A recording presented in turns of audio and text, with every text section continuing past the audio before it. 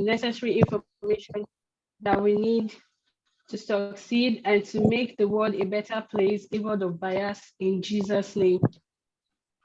Amen. Okay, so I'll start by giving the opening remark. Good day, distinguished professionals and everybody on the call today.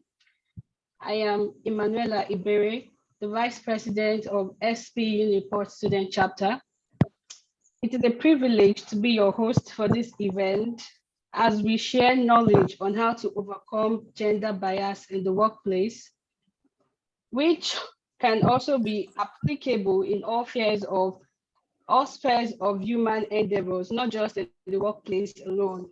I urge us all to be relaxed and grab enough information that will be shared here today so that we can apply it in our daily lives and make the world a better place, devoid of gender bias. Thank you. So, on to the next, I'll be giving the introduction of the keynote speaker. Please, can you take me to the slide?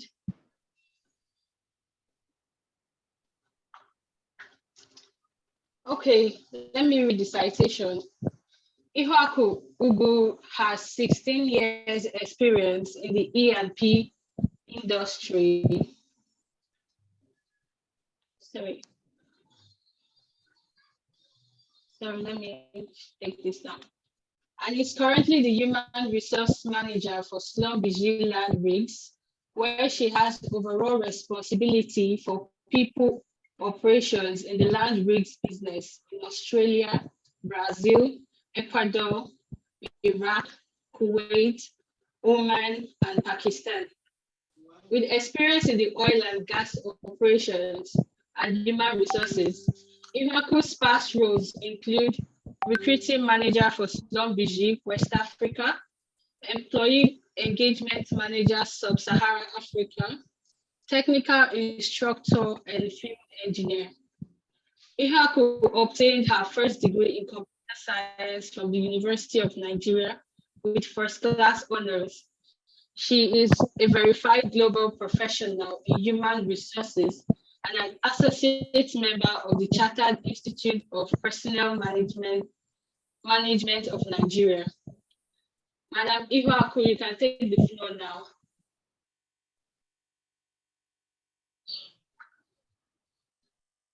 For your keynote address.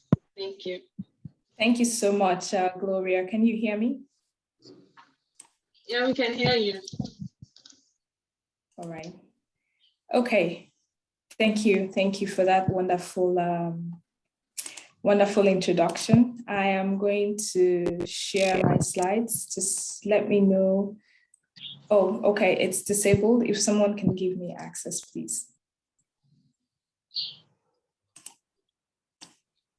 So while we wait for access, good morning, good afternoon, good evening, everybody. And it's a pleasure to be here. I appreciate everyone that has dedicated time to listen to me share about my journey in the industry. So I still do not have access to share. Can someone enable it, please? All right, now I can.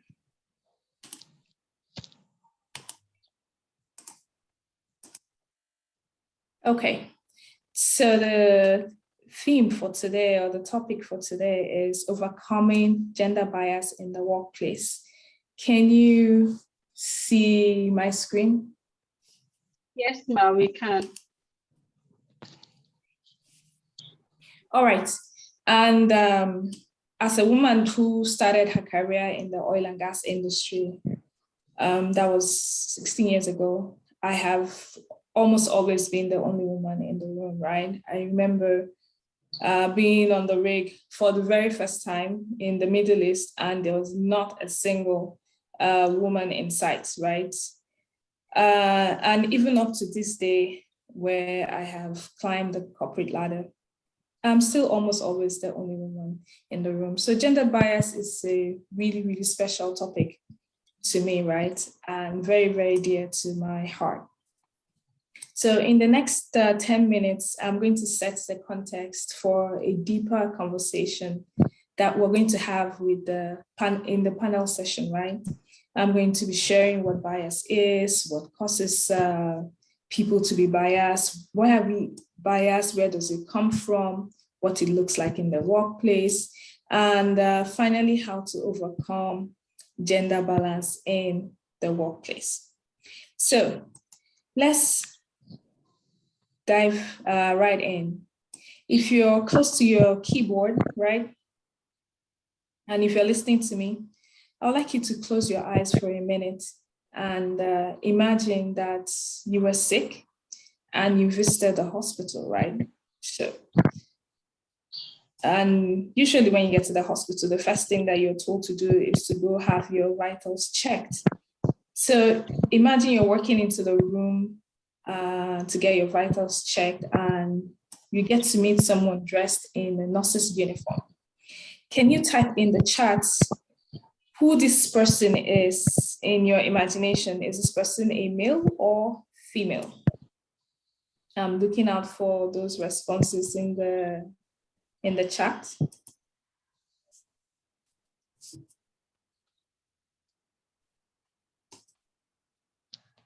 Okay, female, female, female, female, female. Awesome. So you can see that that we all think that a nurse should be a woman or a female, right? And it really doesn't matter who you are. It doesn't matter how objective you may be. We all have a biased opinion about something. So let's look at what bias is itself. So bias is defined as a preference or maybe a natural inclination, and most times an unreasoned judgment, right?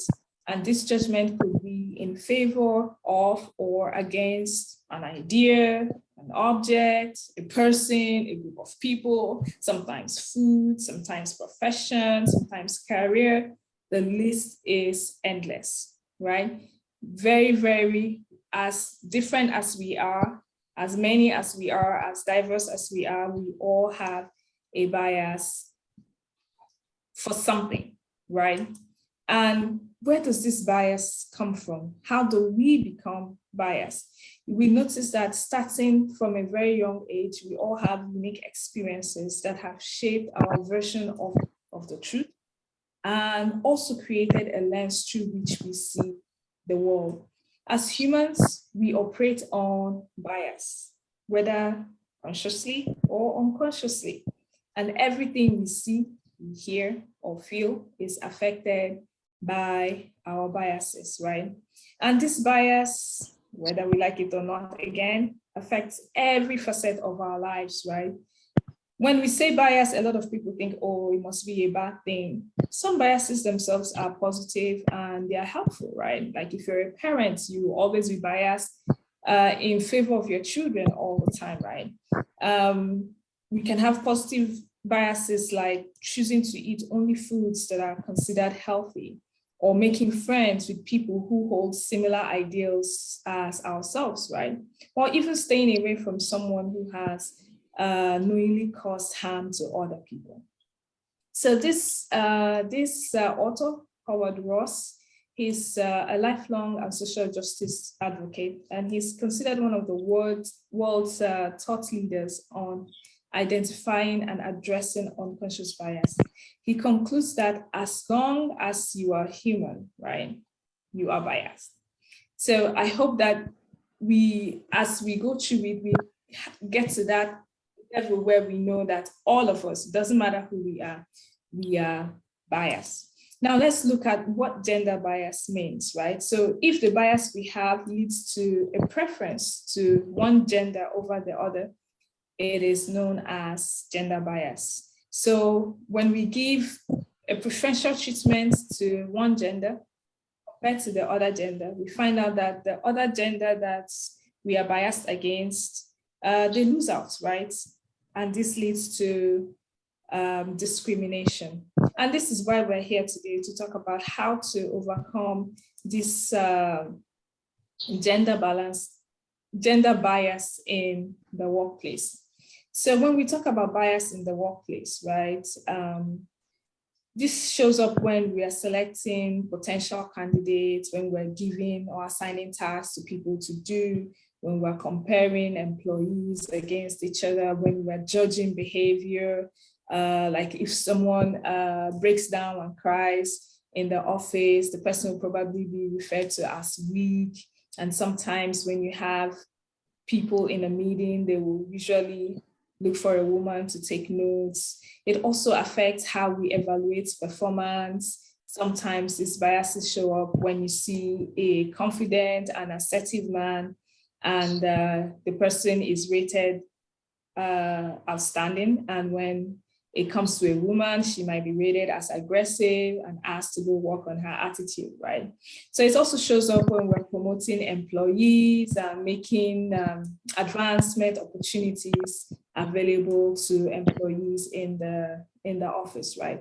So most of the time, right, when this bias shows up, right, we are really not aware that we're actually making these judgments at all, because this is something that has been built up from when we were very young, right? But the truth is, these biases, these associated behaviors, these results of being biased have an impact on how an employee, and especially the females in the workplace, perform and interact with others, right? And also, looking at the energy industry, right? We know that traditionally the work that happens in the industry happens in very remote and very challenging environments, right? And this is why we have less participation of women in the sector when compared to other parts of the economy, right? And this is a perfect scenario for gender bias to be even more pronounced. A number of people are not used to seeing women in the industry, right?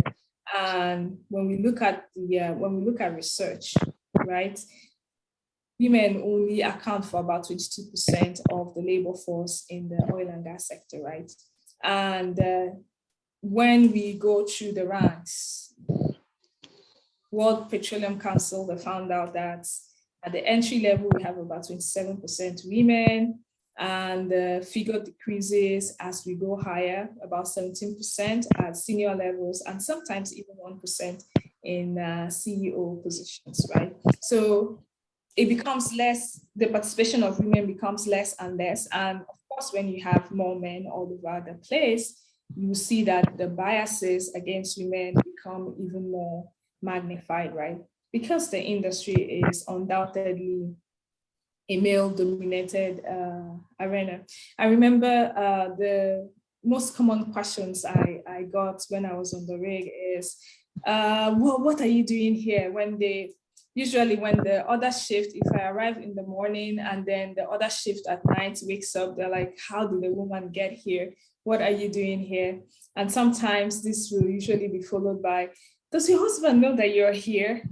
And when I tell them I'm not married, they'll be like, how did your parents allow you to come out here? So even for them, as far back as then, it was really a difficult thing for them to understand, right? So this makes the bias very, very pronounced. You will notice that a number of times because they are men, they hang out together, and getting to have the women included in the conversations and the things happening can be quite difficult. Now, there's been so many research on the type of misconceptions that women face, or the types of biases that women face in the energy industry. And this is one of that research. This one is from McKinsey, right? And they were looking at energy resources and infrastructure companies, right? So when I say energy resources and infrastructure companies, I'm talking about oil and gas companies, utility companies like electricity supply companies, engineering and construction companies, right? When you look at the research, you will see that women in energy and infrastructure are more likely to have to provide some kind of evidence, right? That they are competent enough to do the work, more than every other person. You can see here we have 38% of the women, the dark blue line, right? And compared to the men, just 15%. And then women are more likely to be addressed as less than a professional way. You still have till this day people saying, dear, can you do this for me? My dear, guys, this is an office, it's a professional place. You can't be addressing someone as your dear, right? And then women are more likely to be mistaken for someone that is much lower level than themselves, right? A number of times, I've heard some CEOs being referred to as sharing that they attend meetings and they are being referred to as the secretaries because the people were not expecting a woman to be in the room, right? And then women are more likely to have their judgments questioned in their area of expertise. I got this one a lot. As a young engineer, they're always like, oh, I've been in this business for 10 years. You're just 2 years in the industry. What is it that you're going to tell me? What can you bring? And they say it to your face, right? So these are some of the obstacles that women face due to gender bias, especially in the energy industry. Now, for the real reason why we're here, right?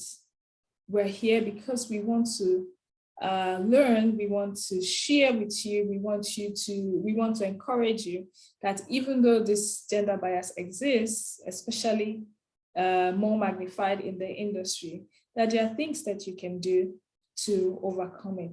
But first, we all of us, we all have to accept that we have biases, right?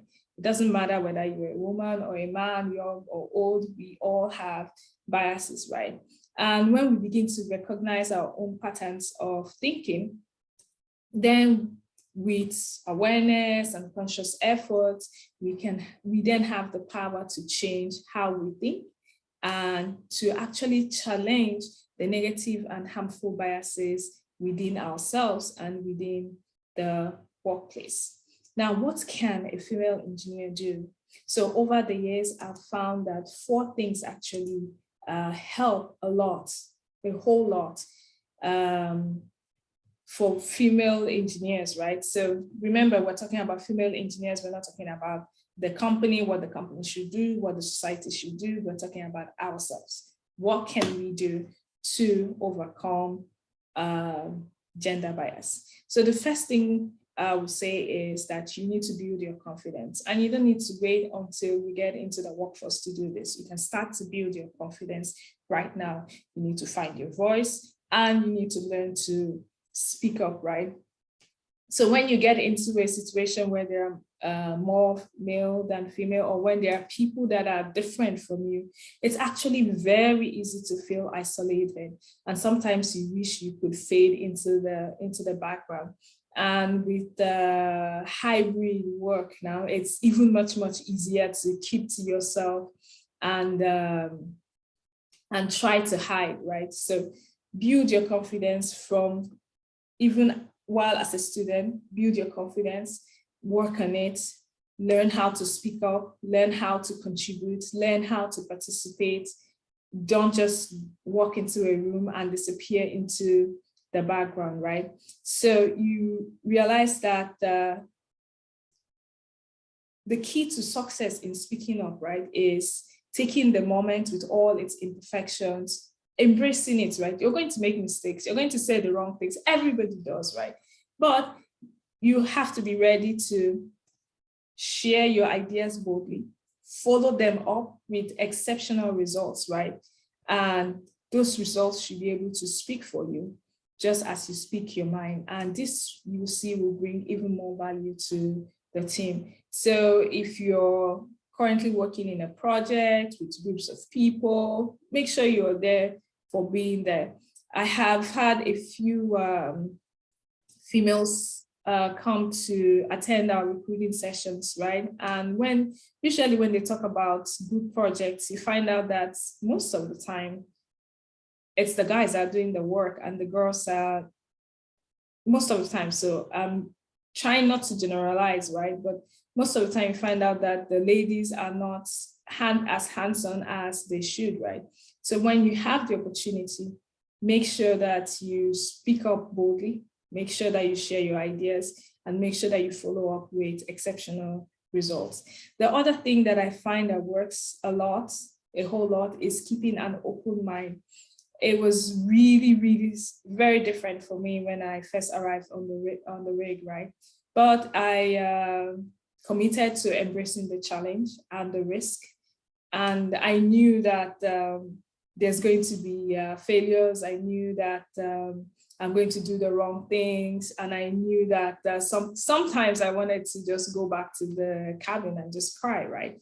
Because there was nobody to talk to, nobody to share with. Everybody else seems to know what they were doing, right?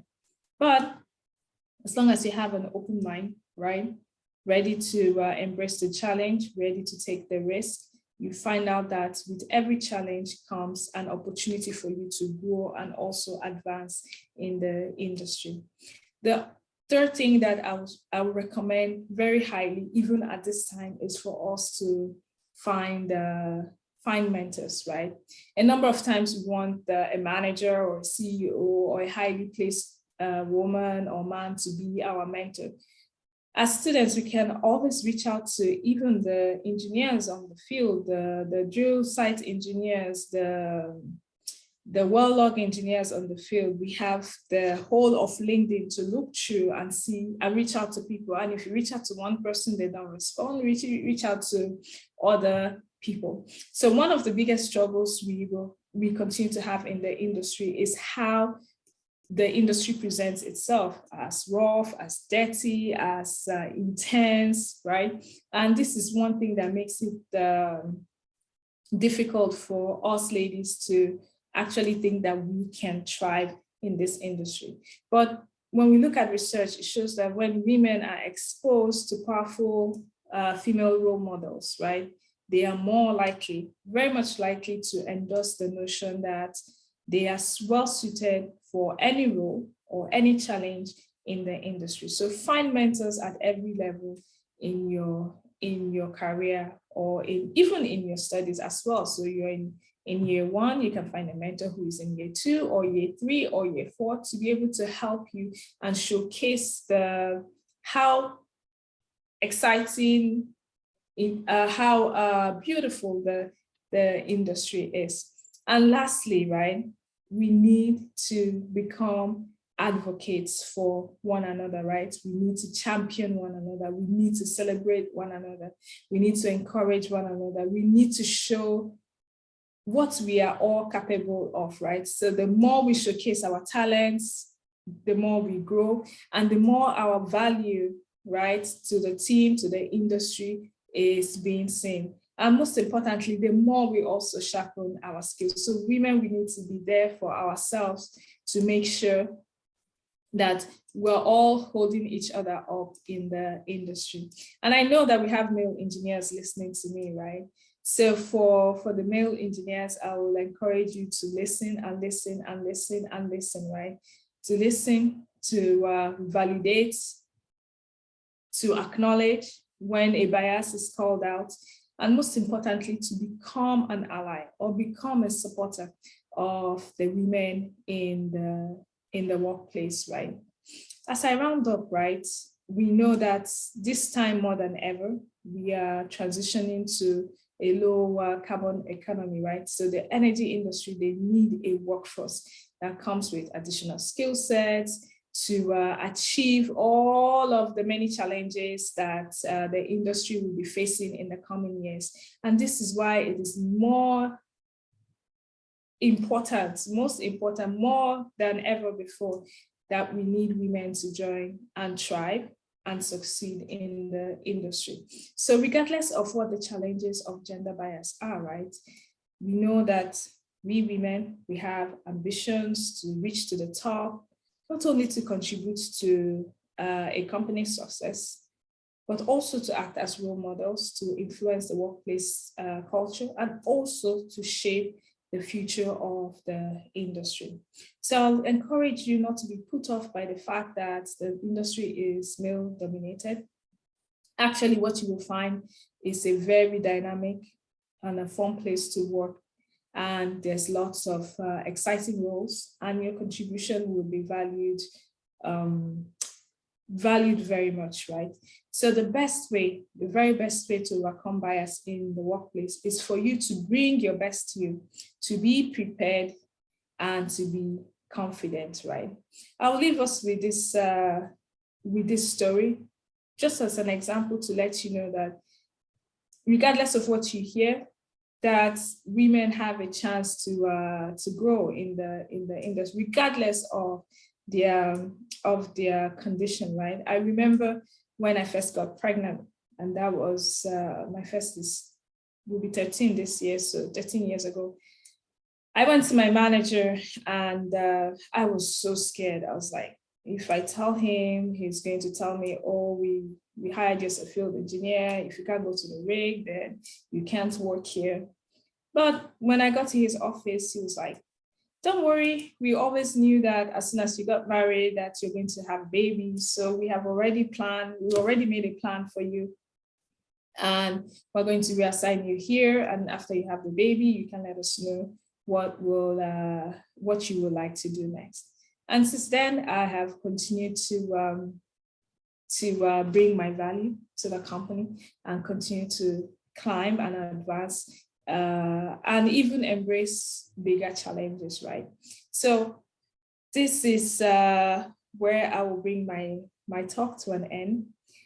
Gentry Brand, she's the Senior Vice President of People, Culture, and Communications at one of the subsea companies in the world, right?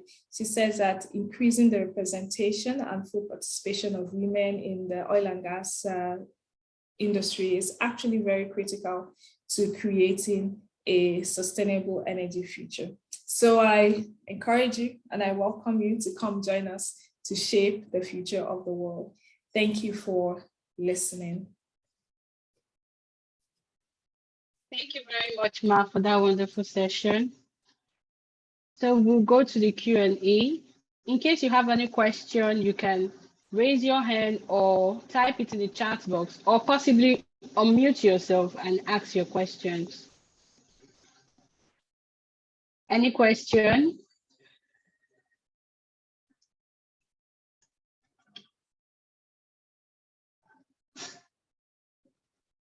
Is there any question from the participants? Well, Ma, I have a question. Okay, go ahead. You listed 4 things that are very important, which is finding your voice, keep an open mind, find mentors, and champion other women. You know, sometimes as a woman, you can actually be the best in maybe your department, but you see the men trying to, I can't use the word bully, but trying to override you, like you're not supposed to do this. What are you trying to do? Like try to make you feel bad or feel less of yourself. At that point, what do you do? How do you overcome such things? Like, do you just keep quiet, play along with them, or try to be a dummy or something? Of course, you can't try to be a dummy. Please don't be a dummy at all. This is why it's important for you to, even before you step into the workplace, to build up your confidence. You have to be ready at all times to speak up for yourself, right? There are ways you can speak up for yourself, to call out what is being done. And depending on where you are, maybe in school, maybe in the office, right? There are also channels for you to report such incidences, right? Don't ever be afraid to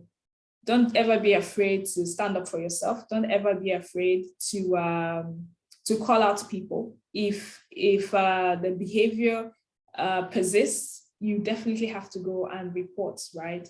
It's something that we all have to do, and we all have to support each other to do it as well.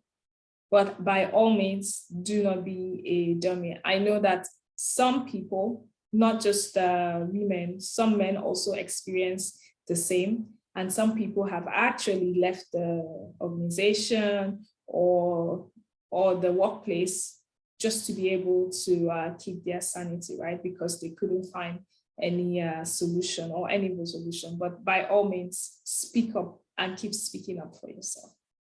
I hope that answers your question. Yes, Mike does. Thank you very much. Any other questions so far? I think we'll move on to the next slide. Thank you, Ma, for that wonderful session. It was really educative. My pleasure. All right, here is a short video on gender bias, and I think it's going to encourage every one of us. Let's listen. Thank you.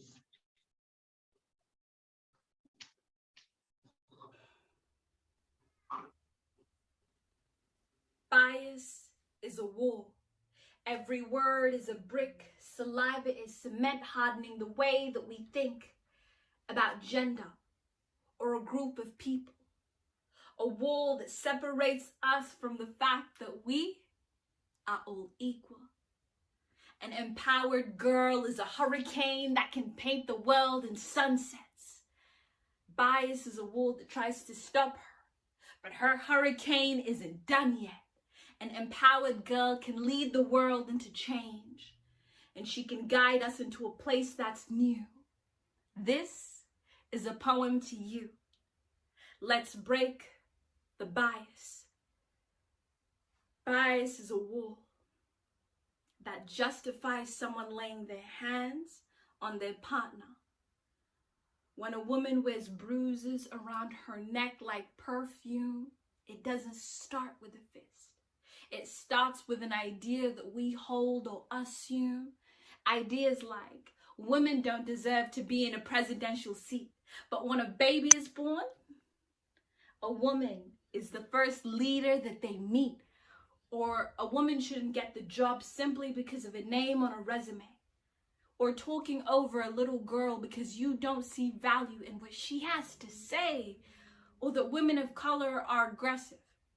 When I think we're just strong.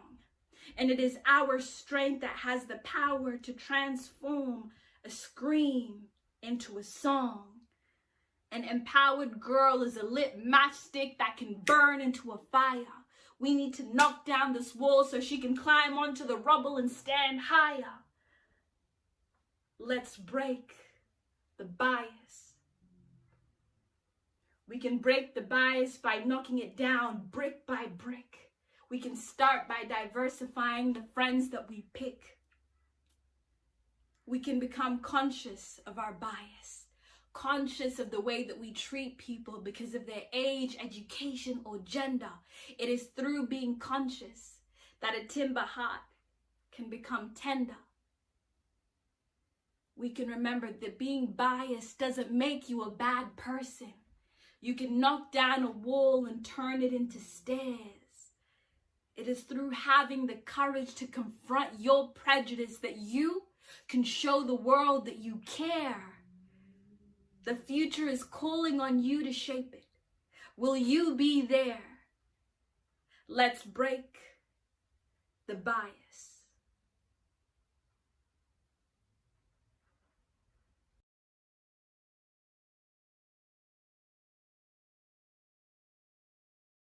I think we're done with the video. Can we go to the next slide, please? The next slide, please.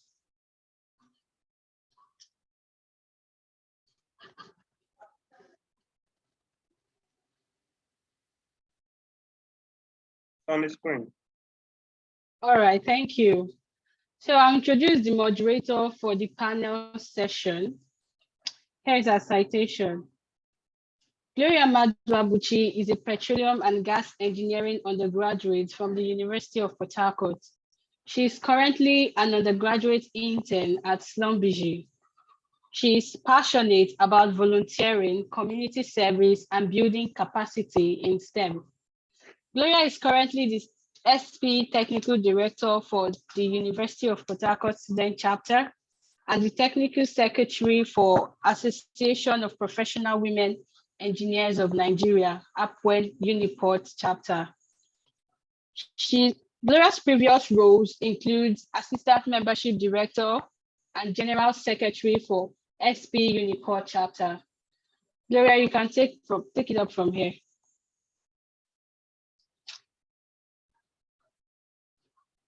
Gloria, are you there?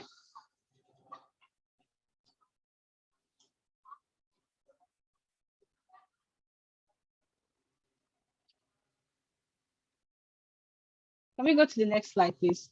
Gloria, are you there?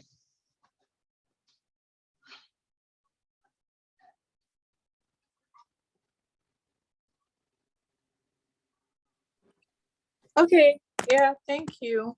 Ella, thank you so much. I was having difficulty unmuting myself. I think they removed me from co-host. Thank you so much for the citation. Thank you. So our next session is our panel session. We have Ihwaku Ugu, Dr. Toyin Odutola. Okay, yeah, next slide. So Dr. Toyin, Dr. George Iwo, Mededode Omoze, and Ilamusan. The first panelist is Dr. Toyin Odutola. Engineer Dr. Mrs. Toyin Odutola is an energy consultant, a flow assurance expert, and a senior lecturer at the Department of Petroleum and Gas Engineering, University of Port Harcourt, Rivers State, Nigeria. She obtained her bachelor's degree in chemical engineering from Ladoko Akintola University of Technology, Ogbomosho, Oyo State, Nigeria in 2006. She obtained a master's degree in petroleum engineering from the African University of Science and Technology, Abuja, Nigeria, with a full scholarship from the World Bank Institute and Nelson Mandela Institute in 2010. After completing a course on hydrates in flow assurance at the Center for Hydrates Research in Colorado School of Mines, the United States of America in 2012, she designed and fabricated the first hydrate flow loop in Nigeria while working as a research assistant at the Institute of Petroleum Studies in 2014. Her outstanding research on hydrate prediction and management in offshore environments attracted sponsorship from Total Energies under their education partnership with the University of Port Harcourt in 2017. With the University of Port Harcourt. In 2017, Dr. Odutola obtained a Doctor of Philosophy in Petroleum Engineering from the University of Port Harcourt with a full scholarship from the Petroleum Technology Development Fund. Her invention, the hydrate flow loop, sparked off hydrate research in Nigeria. The loop has been used by students all over Nigeria and some neighboring African nations in conducting over 4 doctoral, 20 masters, and 60 undergraduate research on hydrate prediction and prevention. Next slide, please.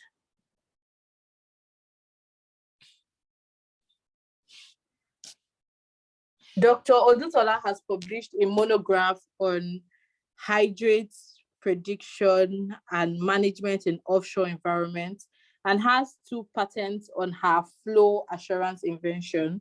She published in several reputable peer-reviewed journals and has attended several local and international conferences, including the Society of Petroleum Engineers International Conference on Oilfield Chemistry held in the Woodland, Texas, SPE Symposium, Artificial Intelligence Towards a Resilient and Efficient Energy Industry, organized by SPE Middle East, Africa, and South Asia, held in Saudi Arabia, SPE Nigerian Annual International Conference and Exhibition, IIS, held in Lagos, Nigeria.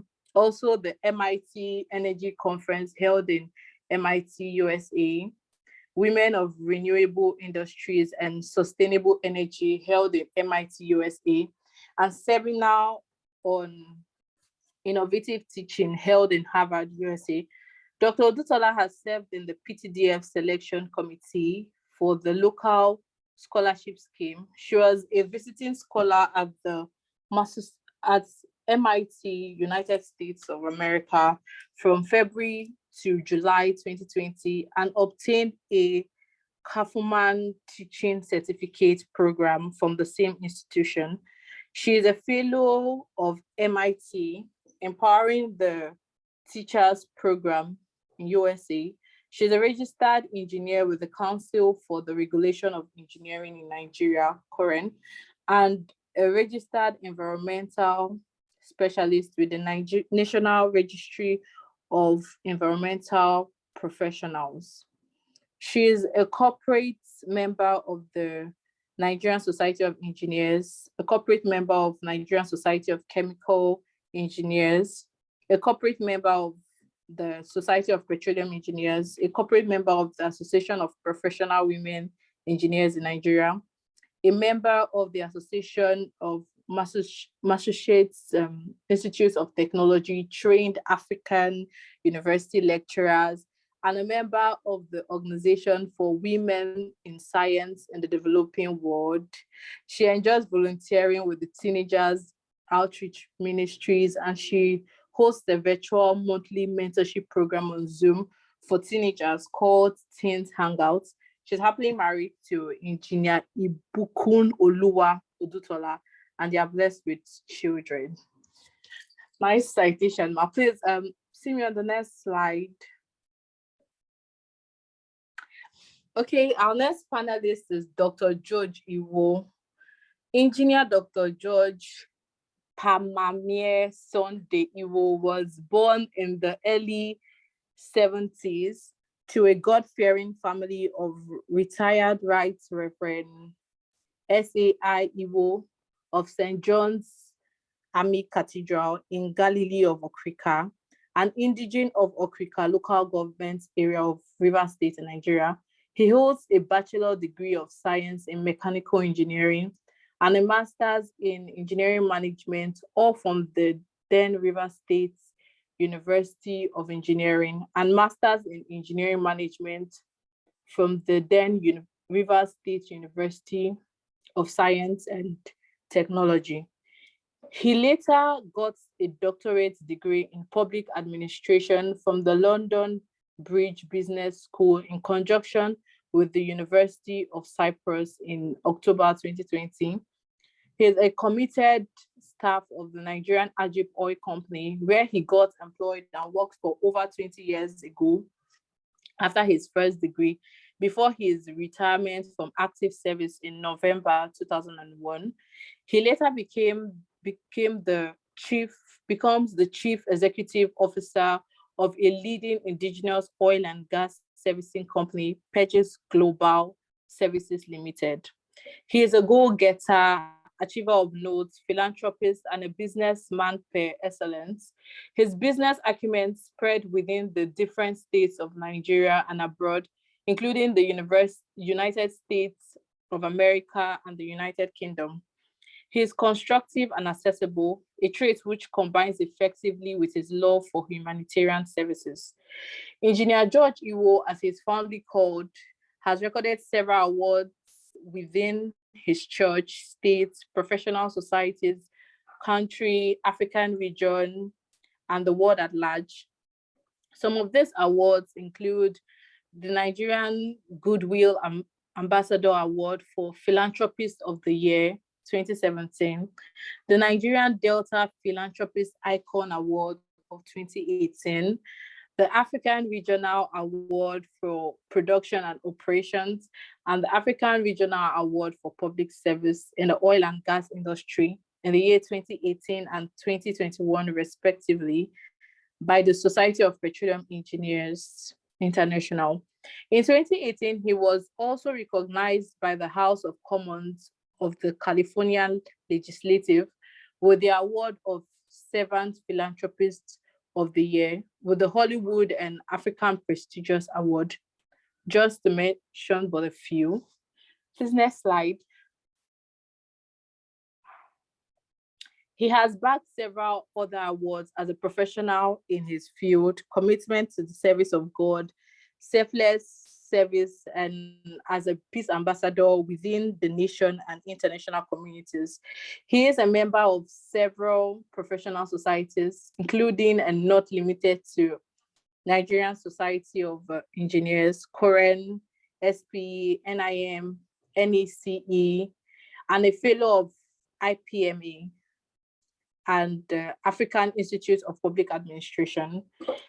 Engineer George Iwo is currently a director of SPE Port Harcourt section and the chairman of SPE Cares Nigerian Council, as well as chairman of SPE and NCDMB Research and Development Collaboration Committee. He is happily married to Farm Mrs. Tamuno Odiepriye Chinyere Iwo, and they are blessed with 4 beautiful children in their different spheres of studies. Nice one. Next slide, please.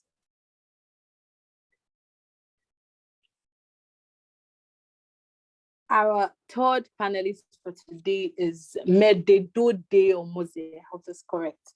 Mededode Omoze is an energy professional with over 8 years of production engineering experience in a Shell career spanning onshore and offshore field operation, as well as hydrocarbon and energy data management.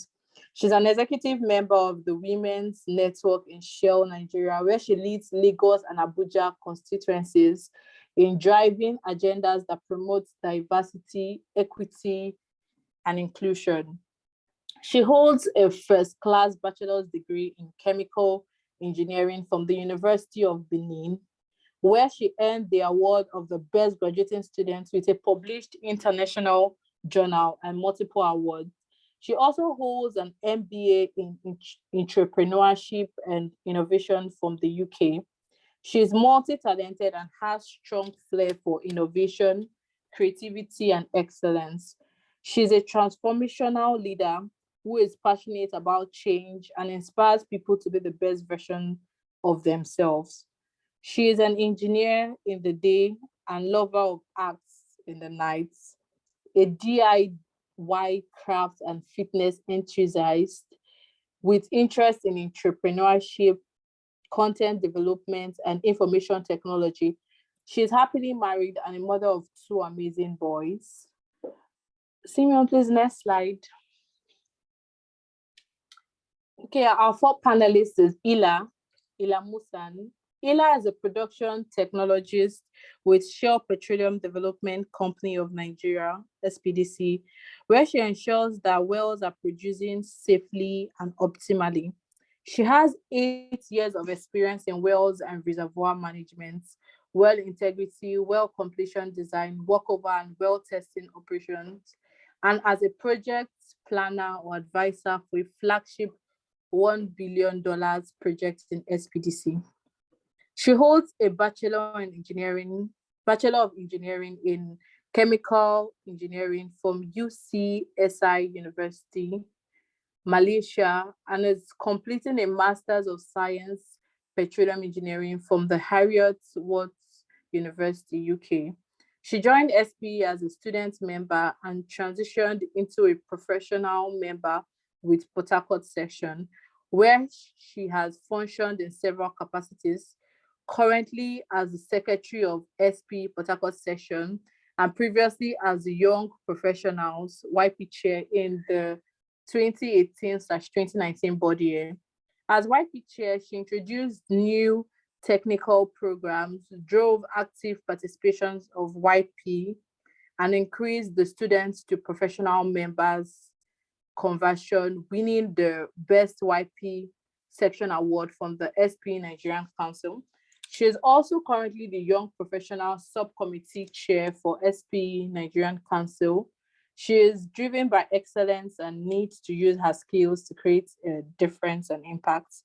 She's inspired and grateful for the women ahead of her who have paved the way for younger women like her to find their place in the industry. And she hopes to be the same for younger female professionals and girls in STEM. Ila is a wife and a mother. Okay, nice one. Our last panelist is Ihuaku Ugo, Madam Ihuaku Ugo, and Ella has already read her citation. Honestly, I'm wowed by the citation of everybody. Please, can you hear me? Yeah, I can hear you. Yes. Okay, so moving over to the panel section. Moving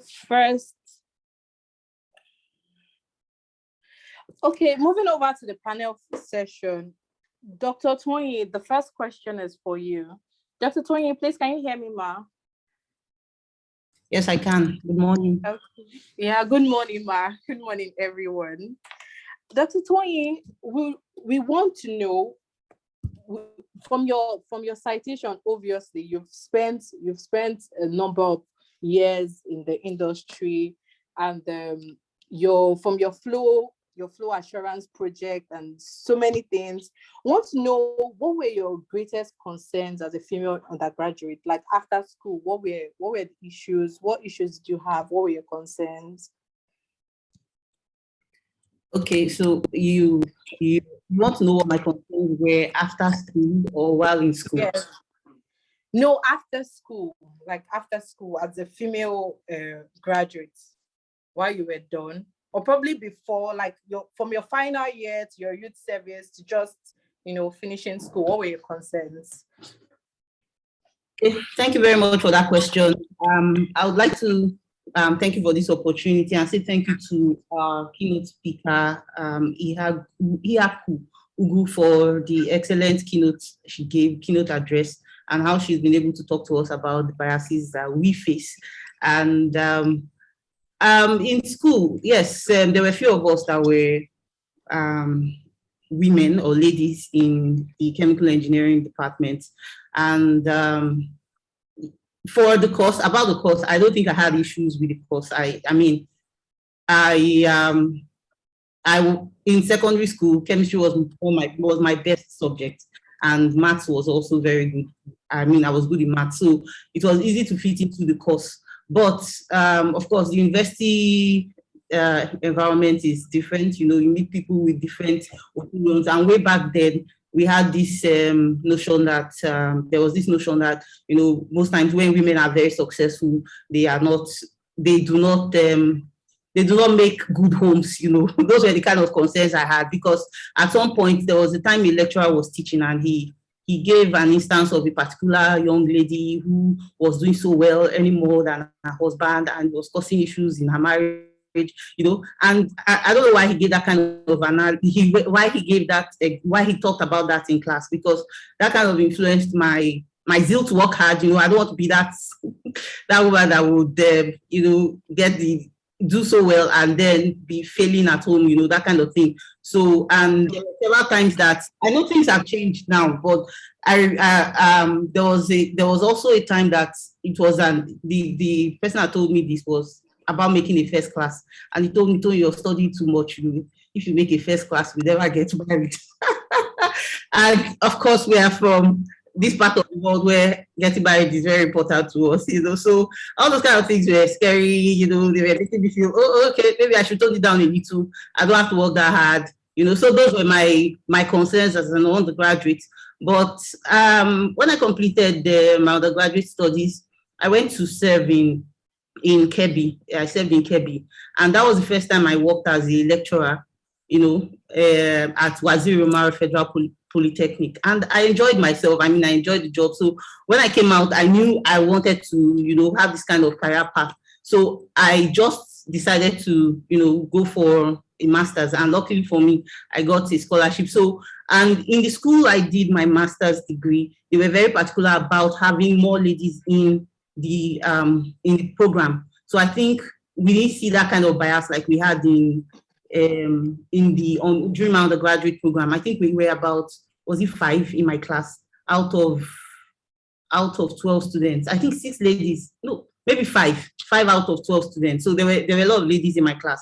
So all the kind of treatment I got in university, where you're doing so well and somebody saying, you need to tone it down. I didn't get that during the master's program. It was easy for me at that point in time. So after my undergraduate days, I don't think I had any serious concern. Okay, thank you so much. Thank you. Thank you for sharing what your concerns were. Even if it's still a concern for some people because we still get to hear it. Although it's not as much as it was before, I think so. So the second question is for Ihuaku Ugu. Ma would want to know what you think are skills that are relevant and employable in today's industry, as we have an industry that's really very dynamic. So what skills do you think undergraduates, especially female undergraduates, will need to be able to be employed in the industry?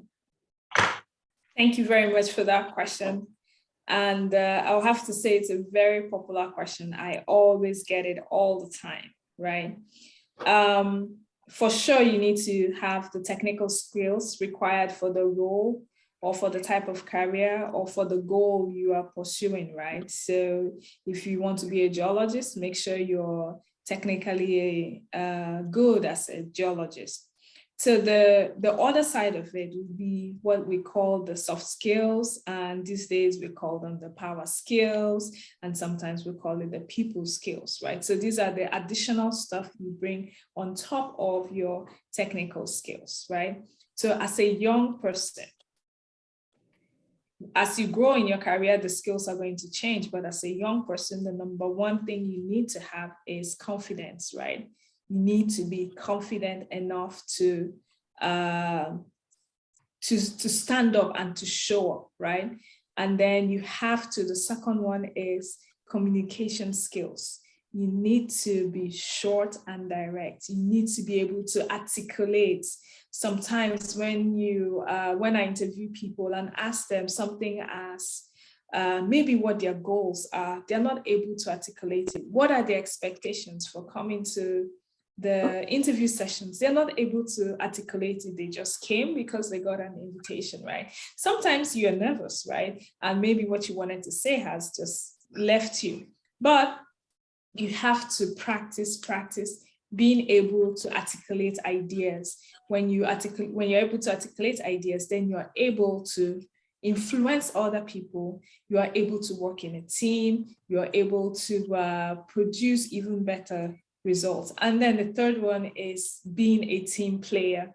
I know that being in school, most times we study on our own, we'll try to get the best grades on our own. But when you go out there in the workplace, in the marketplace, wherever you are, you still have to work in a team. You have to be able to get other people to work alongside you, or to be able to join other people to work alongside them. So 3 top ones: you have to be confident.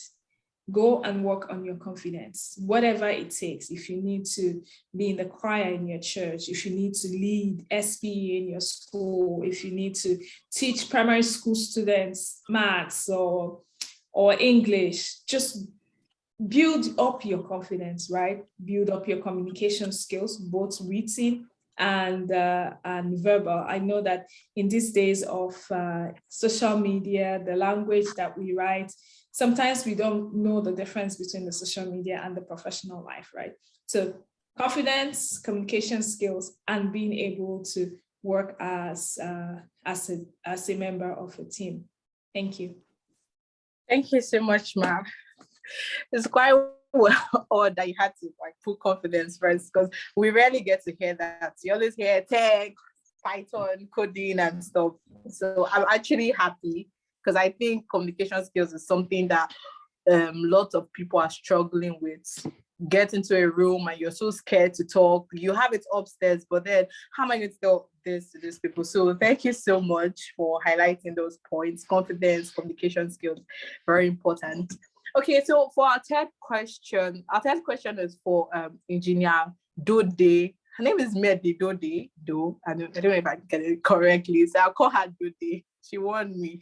So, what measures do you use to balance your family life and career? Like, how do you balance it? Especially since you've spent, you're a production engineer, you've spent years in this industry, working as an engineer, like on the field.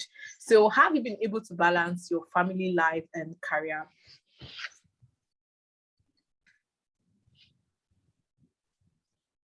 Confirm you can hear me, Gloria. Yes, I can hear you. All right, thank you very much. Well, I would say, well, combining family and career is never going to be an easy process, but there are always ways around it. So the first thing I would say is you need to have a very, very strong support system. So I can remember when I was going to, get, an assignment to go work offshore at the time, and my little boy was just 8 months. It was a difficult decision for me to make, but I needed to settle with myself if that was the decision I had to make. Because at the time, my role in the office was undergoing some form of restructuring. And so there was really no opportunity. There was only the offshore opportunity that was there. I had to settle with myself first that that was the right time to go get that experience. And it was very, very difficult to leave my 8 month little boy. But I told myself, if this has to be done, then we just need to find ways around it. So the number one thing I had to do was to make sure that I had a very, very strong supporting system. There are things around you getting help. You need to first recognize that you cannot do it on your own, all by yourself, and that you would need help. So I got help from relatives, help from family. I had a supportive husband, and was like, you know what, if you really have to do this, then you have to go. We will watch the home front for you. So it was a difficult decision, but I had to do it. And sometimes in your career, you also need to set your priorities right. When you're a student and you're an undergraduate, your priorities are probably different. People still sort things out for you, like your exam dates have to be sorted out by the institution. Your parents have to tell you when you need to travel and when you don't have to. It's quite different when you're outside the school, right? You need to set a priority. Your priorities as a single lady, for an example, is going to be different from your priorities when you are married, and then your priorities will be different when you have kids as well. So at every point in time, you need to always check those priorities. They're going to always reshuffle at every point in time in your life, and it's important that you get those priorities right. For example, when I was leaving the university, I told myself, it's good, I have to get a master's before I do any other thing, right? That was like my priority. As someone who was coming from a humble background, it was difficult to get a master's abroad without, scholarship. And while I was trying to look for scholarship, Chevlin, PTDF, and all those ones, the shell job came calling, right? And I was like, what do I do now? Do I just still follow all that? I want to get my master's before the job, or I just dive into this job and then do the master's later. And for somebody who needed money at the time, I took the job. And after 2 kids, I was like, am I not forgetting about this master's program that I've always wanted to do? And I said, you know what? Even though I'm married with kids now, I can still get it. And even though I'm on this job, I would opt for, doing this master's while working. And I did that, and I was able to graduate from that program with my MBA in innovation and entrepreneurship. So I'm still able to achieve everything though. So it's a good one for me. And one last thing I would say before I go is, look, there's this thing we say about if you can afford it, outsource it. In my career path or in my career ladder, I would definitely get very busy. A time when I would not be able to, but it's important that, look, if there are people who can do certain things for me that I can pay to do them, it's important that I do that and then focus on the things that are important. For example, why drive myself all around this Lagos, for example, with this whole traffic matrix that is going on here, and get all stressed out after work if I can afford to get a driver to do that? So that point would be, if you can afford it, outsource it. Thank you very much. Thank you so much, Ma. Thank you. Okay, thank you for your points. And I like the last point. If you can source it, like if you can afford it, outsource it. Because some people like to just do, you know how they say you can do everything in Superwoman and stuff, and then you're literally dying. Okay, so the fourth question is for Engineer Ila. Would like to know, in your career journey, what are those things you regret not doing, and the things you wish you did better, and also the things you regret doing? Hi everyone. Good. Oh, it's afternoon now, so good afternoon everyone, and thanks for having me. And just to say, just to emphasize the importance of this program. So it's International Women's Month, and we're all here. And I think we cannot overemphasize this, the need to bring us all out, to bring professionals to speak to students. So don't underestimate the value that you get from this. I've seen students that do well just based on what you get from this program. So for everyone on the call, I just want to encourage you to stay on and listen and take nuggets from this. So for me, and I also like that from the keynote speaker and everyone that has spoken so far, we have laid the foundation for some of these things. What does it mean to be an empowered woman? And it's a continuous journey. So in the course of my career, I've learned as I've gone along the way. So in terms of what I regret or the things I've learned, I will say some of it is being afraid to speak up. The keynote speaker talked about speaking up. Is being afraid to own my place in the workplace and in the industry, because as we know, it's an industry that is male dominated. We've talked about, you go into scenarios, you go on the rig and you're the only female, and sometimes you want to sit back and you're just quiet, right? You're taking you're not stepping out in front.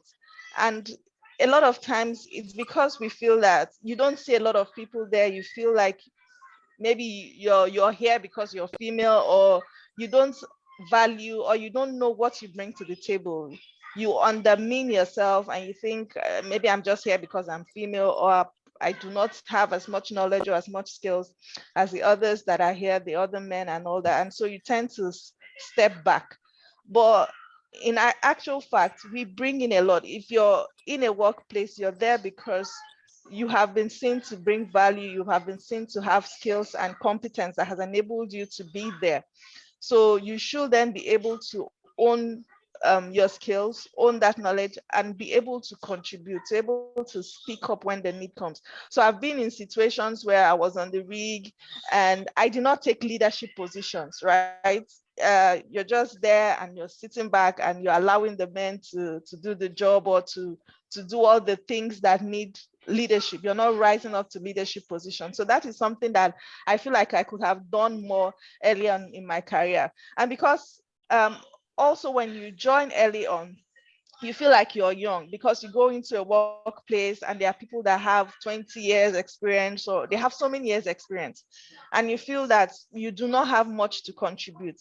But on the flip side, you do have a lot to contribute, because as a young person, you bring new ideas, you bring fresh ideas, and that is what people are looking up to. So those are things that I feel like I could have done more early on in my career. I could have spoken up, I could have taken up leadership positions, I could have expressed my ideas and brought my contributions to the table. And that is something that a lot of us as students, we're going to join the industry shortly. That is something that I feel that we can all take as we go along. So be confident. The keynote speaker has talked about it. Be confident. You bring value.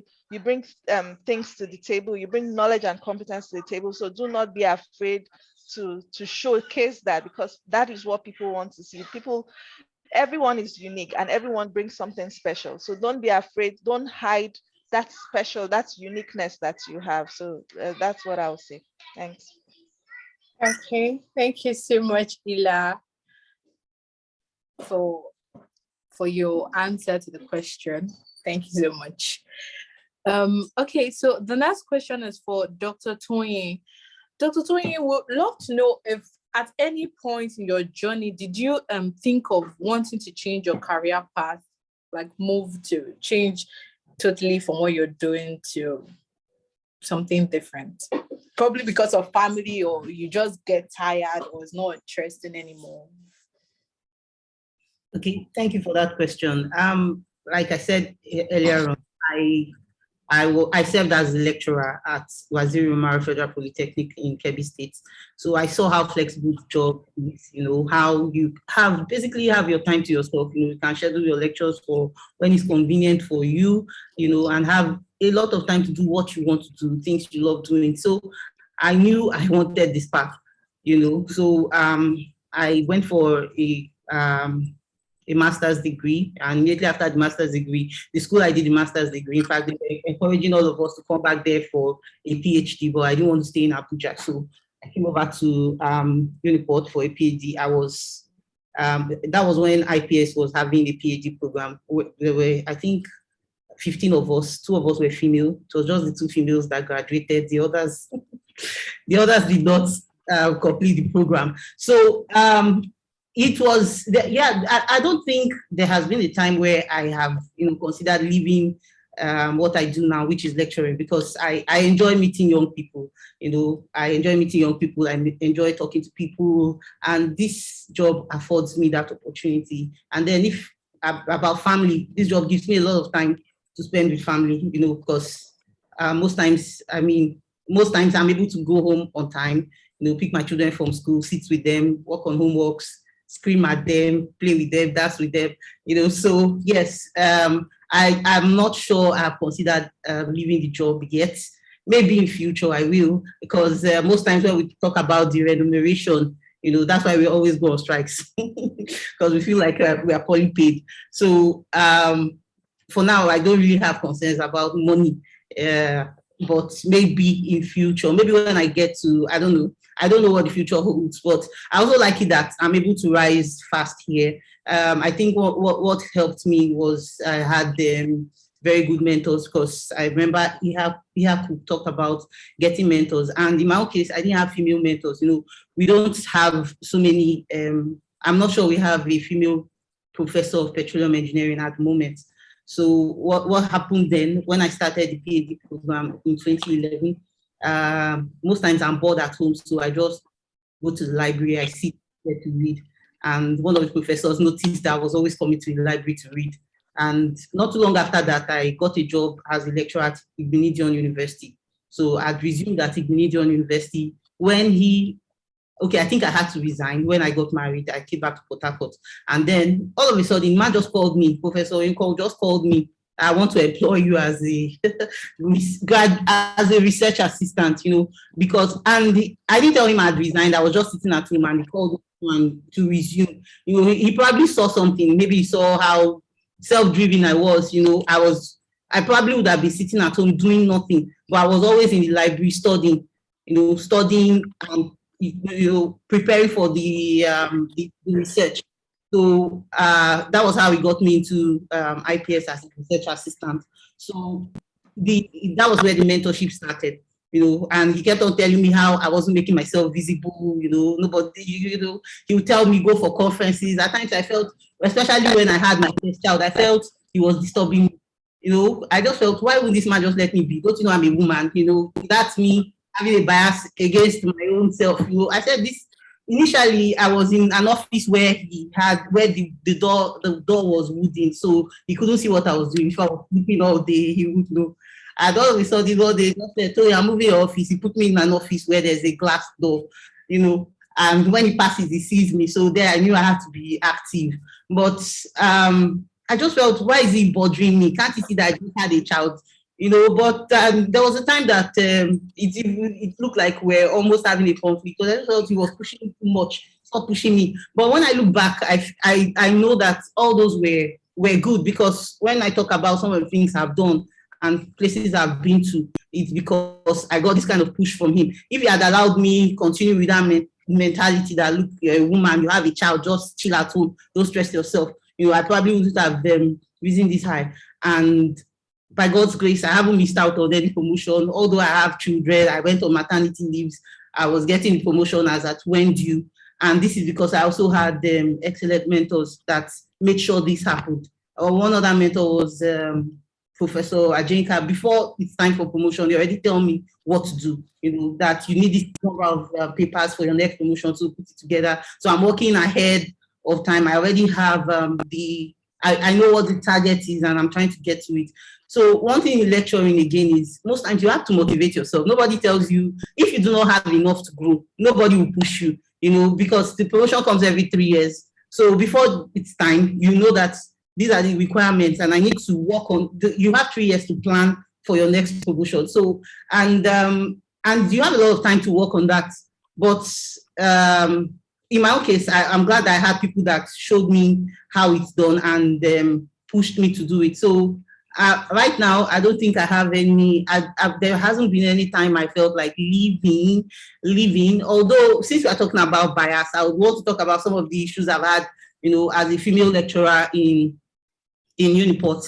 I think there was a particular class I was meant to teach, an undergraduate class, and then some graduate students, postgraduate students came in and they told me to leave the class.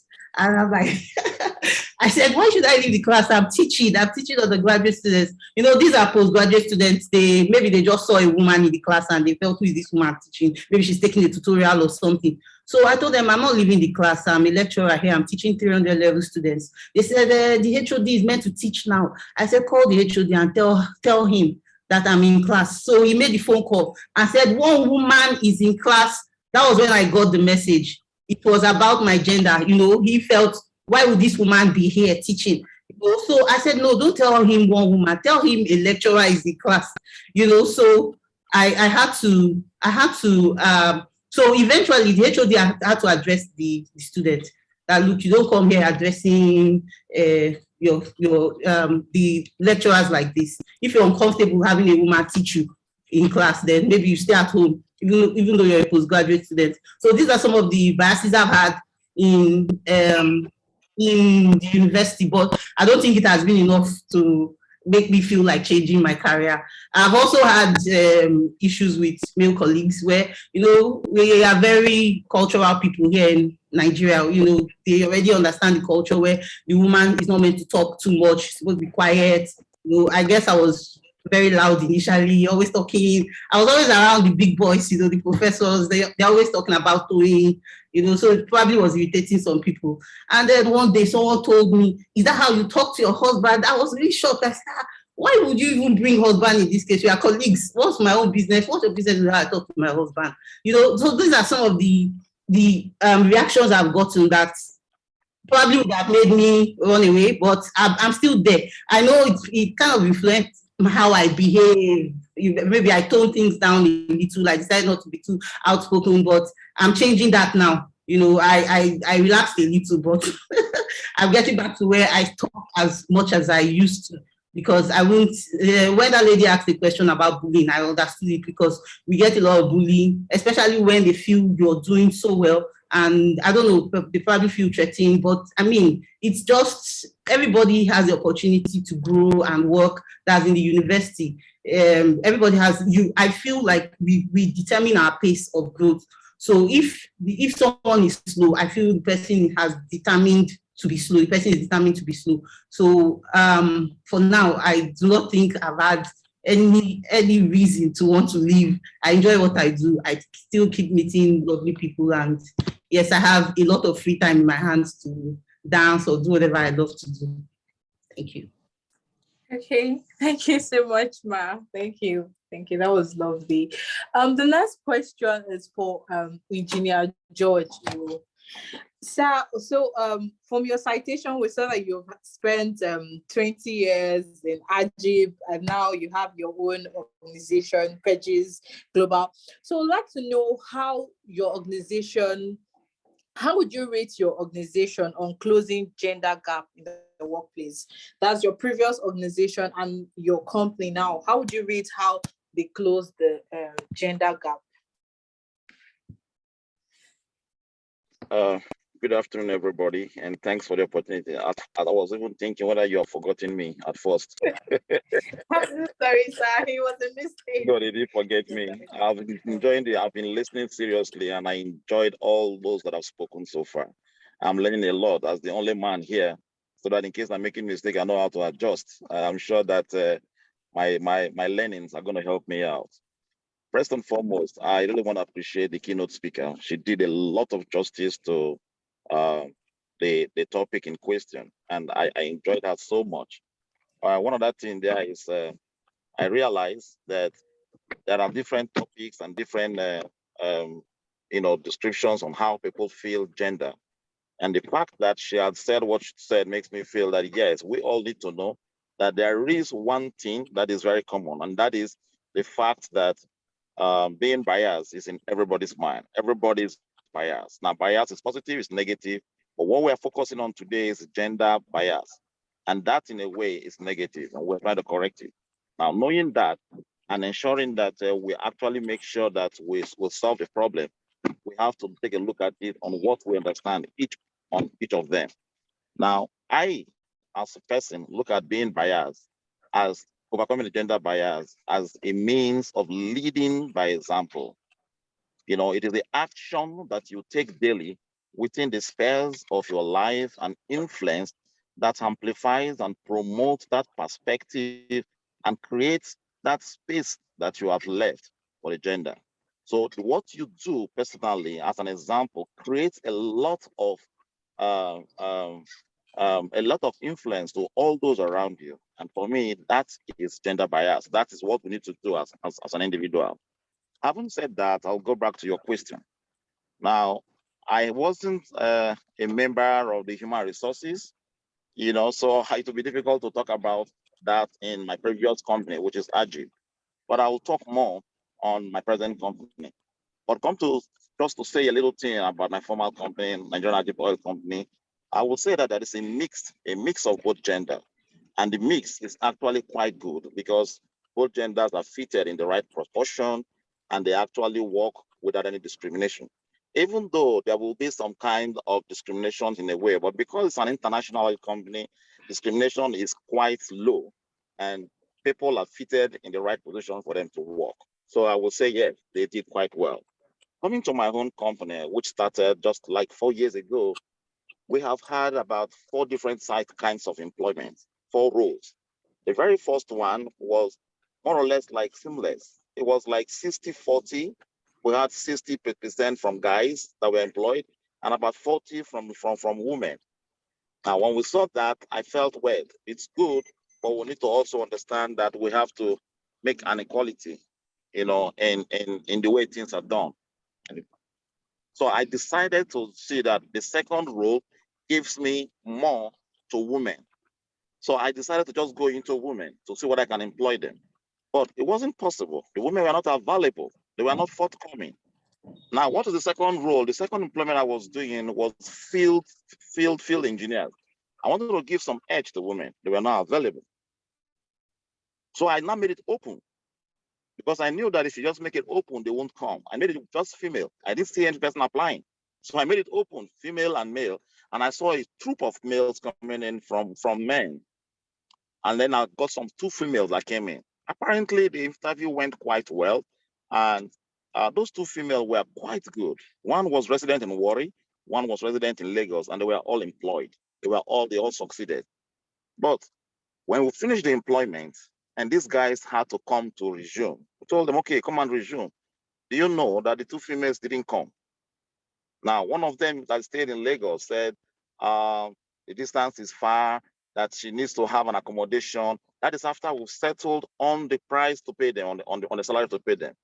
I said, okay, so if the distance is far, let us give you some kind of soft landing. We will give you an accommodation, unlike every other employer, give an accommodation for 1 year, after which we expect that you will settle in and then take care of yourself. And she said, okay, give her 2 weeks to make herself up and come. She didn't come. And then the second one came. We told, okay, we will give you accommodation for 1 year. And she said, okay, give me the money, but I will stay with my auntie. And I'm more comfortable there. We said, okay, if you want to stay with your auntie, we won't give you the money in bulk. We'll be paying you instrumentally, month by month, as your salary comes. And she said, okay, she reluctantly agreed. A week and a half later, she said she had another job in Warri. She wants to go back. And she left, not knowing that she did not get another job, but she felt she wants to be much more closer with her family, and she left. Why am I saying this? I'm saying this because even as we try to make sure that women are much more encouraged, they actually cause bias in themselves, looking themselves as inferior and do not find themselves very comfortable to fit in the spaces given to them, which is quite wrong. Now, my third role of employment, I did it but just female, and all the female got employed. They are doing well. So I will say that my company presently have this real feeling of that gender equality has been announced by the UN SDG Goal 5. So we are trying to make sure that we do that, and we're doing that quite well. But come to think of it, why would female just want to feel back or want to take the back seats of the bench? Why would they not want to come and compete for a study that they have gone through rigorously over 5 years and they have talent in? So this is a call, an awakening call for all females, just like I heard the other panelists speak. There is nothing like occupying the backbench. You need to speak out. You need to come out. You need to communicate. You need to make sure that you stand for what you've studied, and then ensure that with the campaign going on about gender equality, you have a better chance of making it. So this is just a call for them. And I'm saying that the companies I see, the ones I've worked in before, the one I have now, did quite well in gender equality. And I know that every other IOC is doing the same thing. So it's just a call for the women to stand up to their test and do not be let down, even if you're pushed to the wall. Thank you. Thank you so much, sir. Thank you. Thank you. Thank you for the points. I really don't even know. I think most times we as women, we have what we call inherent bias. It's subconscious bias. So I think that was the issue with the women that didn't show up for the employment. So the next question is for Ihwaku, and this question is to follow up on what Engineer George just said. What advice do you have for the female gender that will help them not to be seen as a liability in the workplace and also in the society? How we can disrupt this subconscious bias that most of us have in us, that we are liabilities in this industry? Thank you for that question. I think Engineer George just said it right. We have a lot to offer. We are talented, we are outstanding. When you check the records, a number of times the women come out tops when they commit to something, right? And with all the other, I would say, inherent ways that we've been raised up, we can take on multiple challenges at the same time. We talk about Dr. Toyin being a mother, a lecturer, or Mededode being an engineer, being a mother, doing so many things at the same time. We are very much outstanding, right? So I think when you say inherent, it's probably because of the way we are raised culturally, right? We are raised to be nurturers, to be supporters, to you will hardly ever hear a man say, when I grow up, I want to get married to a rich woman and stay at home. But you will hear lots of women saying, when I get married, I want to marry a rich man and stay at home, right? Because that is how we have been raised. And that is why it's important to attend sessions like this, to get to know that sometimes what those things that we think are the realities of life or the way that we should live are actually not what it is, right? We can, and we are actually women all over the place. They are breaking glass ceilings. They are doing all kinds of things. If you check the history, if you check the news right now, there's so many things that women are doing, and we can do it. There's nothing that says that the men can do it better than us. We just have to encourage ourselves. We also have to encourage each other, because I find out that sometimes when you have a very outstanding woman, it doesn't spread across to the other women as well, right? So we have to believe in ourselves, and we need to, as much as possible, jettison those limiting beliefs that we have in ourselves. There's really no fast and hard rule what you should do, like maybe pray 7 days and fast and all that to go away. It comes with daily practice. It comes with showing up all the time. It comes with standing up for yourself. It comes with participating. It comes with having that goal that I want to be something bigger than myself. You see that when you compare the females and the males, most of the males will say, oh, I'm going to be rich, and they will tell you how much that they are going to be making, by what year, by what age. When you ask the women, I'll be married, I'll have 2 children, I'll be in my husband's house. It's not a bad thing, right? You can still do all that and still bring outstanding value in whatever you choose to do. So it's just for us to, I would say, unbundle ourselves, unshackle ourselves from societal expectation. It's not going to be easy, it's going to be tough, but you have to do. We have amazing role models here in the panel. Just look at their lives and you know that it can be done. Thank you. Thank you so much, Ma. Moving on, the next question is for Engineer Dode. I want to ask, have you ever dealt with gender bias at your workplace? If yes, what are the gender bias that you have had to deal with in your career path? Wow, thank you so much, Gloria. I would say Yes. all the panelists have really spoken well. Thank you to all the doctors and the HR people on the call. Thank you for everything. I would start my gender bias story from when I was a kid, because it all starts from home. And I want to tell you this because we do a lot of things in the society that really causes people to really shrink into their shells.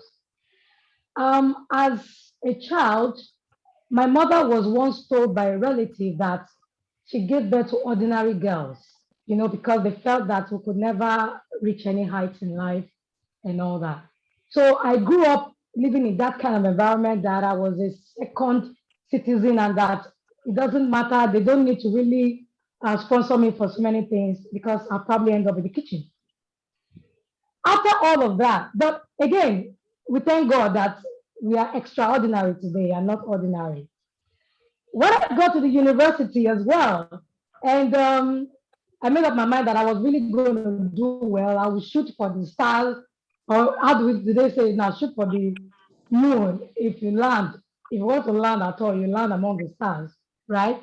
So I was like, wow, it's amazing to have this first class and all of that. And all the guys in Unibank there were like, they can't just allow a girl to do this or do that. And it was shocking to them that not only did a girl, get the first class, she graduated as the best graduating student, and they were like, how did she do it? You can always do it if you're true to yourself and you put your heart to it. Now let's get to the workplace. What are the gender biases? So when it comes to job opportunities, sometimes I get this bias because I'm a mother of 2 boys. And sometimes these biases come from good intentions, and that's what we call sometimes unconscious bias. So at the time when I was supposed to go to the field, when my boy was 8 months, it was an offshore location. It was remote. And I had to go there by chopper, like 1 hour, 10 minutes chopper, flight. And my supervisor at the time said, Dode, do you want to swap with a land location? Maybe that one, if there's an emergency at home, you can easily go by land and go and attend to the emergency, right? But if you are offshore, it will be difficult to get a chopper, and sometimes weather can be so bad you can't come out. And at that point, he had a good intention, really, because he wanted me to be close to my family and all that. But I told myself, I looked at my portfolio. I had already done a lot of land locations. And by the way, there are so many women in the land locations because of convenience. I looked at my portfolio. I had land location, swap location. I had a terminal experience. What was missing was the offshore experience, which I thought was more, in terms of international acceptance, that offshore was very, very key. So I told myself, I asked my supervisor, who was a man, I said, okay, if I do the land location, will I stay 2 weeks away from home? He said, of course, yes, it's a field, so you have to stay 2 weeks away. I said, okay. If I do the offshore, will I stay 2 weeks away from home? He said, that's the same thing. I said, well, if it's 2 weeks away from home, I won't be able to see my kids anyways. I'd rather go for the higher experience, which is the offshore. And that was how I ended up offshore, deep waters, like 1,000 meters above sea level and 120 kilometers away from shore. But you know what? I was able to do it. There were challenges, quite all right, but that is not what this is about. But I'm just trying to say that you would have those bias, unconscious ones to say, do you want to take this so that you can be close to home? But you need to ask yourself, what do I really want? And go for it. Another bias is about leadership. So at the offshore location, you can imagine that I'll probably be like the only woman or one of two women out of 190 men offshore. And at the time I was a supervisor, I was leading about 40 operators that were running ships. And when it comes to leadership, when a man says, maybe you're in a meeting right now and then you are trying to, there's an unhealthy argument going on, you're trying to calm the atmosphere. When a man says, you guys should just stop this now, we need to move ahead. The man is seen as firm, he knows what he wants. Everybody says, yes, sir. But when the woman says, stop it, you guys have to just stop this now, they say, she's arrogant, she's rude. It's the same phrase, it's the same stop it, but the way it is perceived and received is different. And then begin to hear, oh, who is it to tell us to keep our mouth shut? I have a type at home. All these kind of things, right? It's crazy out there, but I laugh at some of these things. So how do I overcome such things? I think it's good that we anticipate that this sort of things will come up so that you have the right kind of responses to give to them. First of all, when you're in the workplace, your allegiance is to your boss who is paying your salary, right? And you are asked to lead a team. And you want to achieve a business goal. And then you have people who want to talk you down. They want to keep you quiet. You can't achieve that goal that way because you were put in that place because they know you have the capacity to deliver. And that's what you should be focused on, the delivery. When people say you shouldn't talk, you're shouting too much and all of that, ask yourself, what am I achieving with what I'm saying? If it's about just being lousy, then that's not it. But if what you're saying and your confidence and your being firm is to achieve the business goal, then by all means, go for it. Another bias is with employment. I was listening to a TEDx talk by this CEO and founder of Girls Who Code. Her name is Reshma Saujana. And she said in an HR report that men are most likely to apply for a job when they are just 60% competent for that job. But women, on the other hand, we only apply when they are 100% competent, sometimes 101, because they were brought up to be perfect. Everything has to be okay. You need to show up really nicely. Meanwhile, they don't know that even those guys that are serious, like Dr. George said, the guys were all over the place for the job advert, right? And the women were like, He said 15 years experience, I only have 10. I don't think I'm qualified. If only they showed up, Dr. George would have just picked them and said, I'm looking for you. So you need to just go out there. You don't have to be perfect. We're not all perfect. Everybody is just trying to hide their imperfections and trying to show up really nicely. We all go through struggles. We all have our deficiencies here and there. But we show up anyway because that's it. And this training that guys receive from home, charity begins at home, right? They are taught to be tough. They are taught to show up and all of that. Meanwhile, they're not taught to be emotional. Oh, women can be emotional. They can cry all they want. But men, toughen up. You're man enough. Don't do this. Don't do that. But I just checked general psychiatry article for suicide missions in Nigeria. The suicide that we've had in Nigeria so far, and it was a shocking, revelation to me that 80.6%, whooping 80.6% of those who have committed suicide in Nigeria so far are guys. They are men. Why is that? It's a man's world, right? So they say, but why are they committing suicide?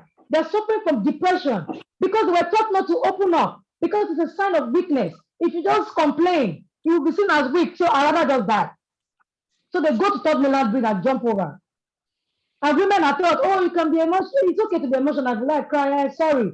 However, as you're climbing the career ladder, you will know that it doesn't take just emotions, right?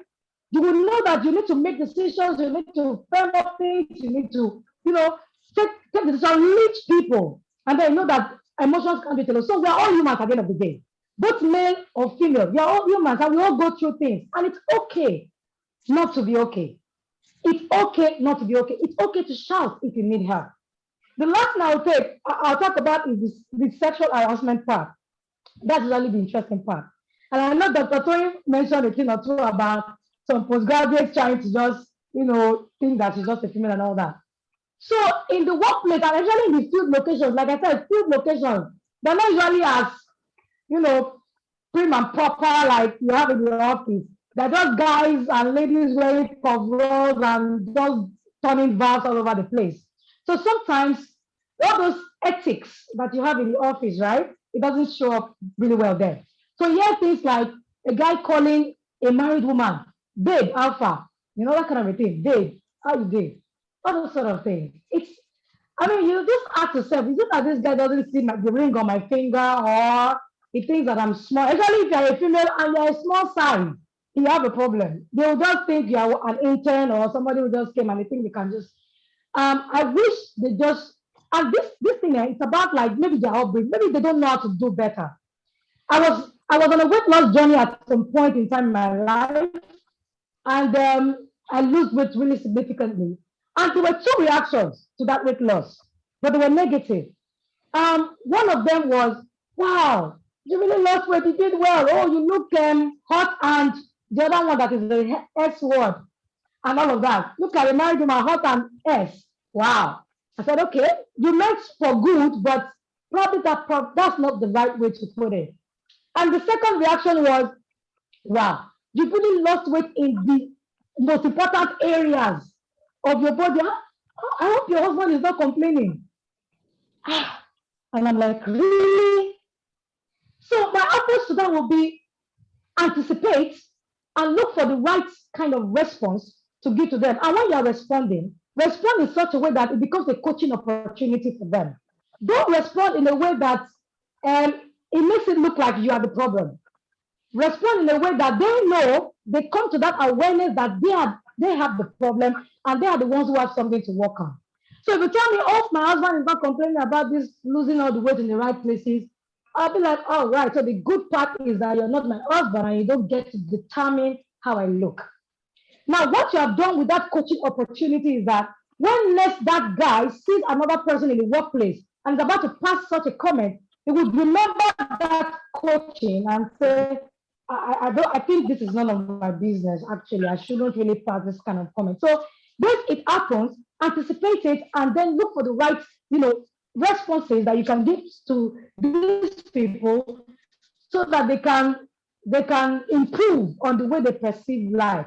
And there are so many workplaces who they do these sexual harassment courses. In fact, in Shell, we have a course that is mandatory that if you don't take it, your manager will be all over you. Like you could lose your job if you don't take that course on sexual harassment. And everything is just to bring that awareness to say, look, we're in the workplace and that sexual harassment is real and that you need to be careful the way you pass comments all around the office. I think those are some of the examples that I have and how I've been able to handle it in the workplace. Thank you. Thank you, Ma. Thank you so much. Okay, so we're sort of behind time. So our next question is for Engineer Ila. Ma would like to know what has been your greatest challenge as a female in the course of your career? Okay, hi. So thanks. And just to say, Dode, you could have taken this whole session because you have so much, so many experiences. But I think, and some of it she has already touched on in terms of my own greatest challenge as being the woman in the industry. For me, it was we've talked about is around the stereotypes and the expectations, right? So you come into the workplace, you're a woman, they expect you to speak a certain way, they expect you to dress a certain way, and all those things just put you in a box.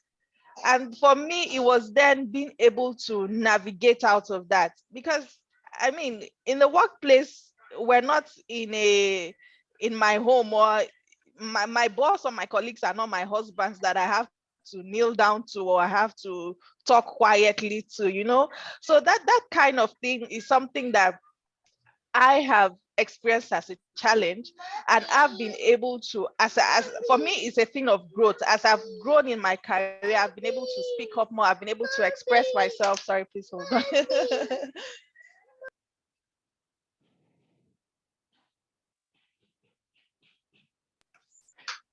Yeah, so I've been, and I've been able to also express myself, because sometimes you want to dress nice, you want to look good, but you're like, I don't want them to think I'm too beautiful, or I'm too, as Dade said, the S word.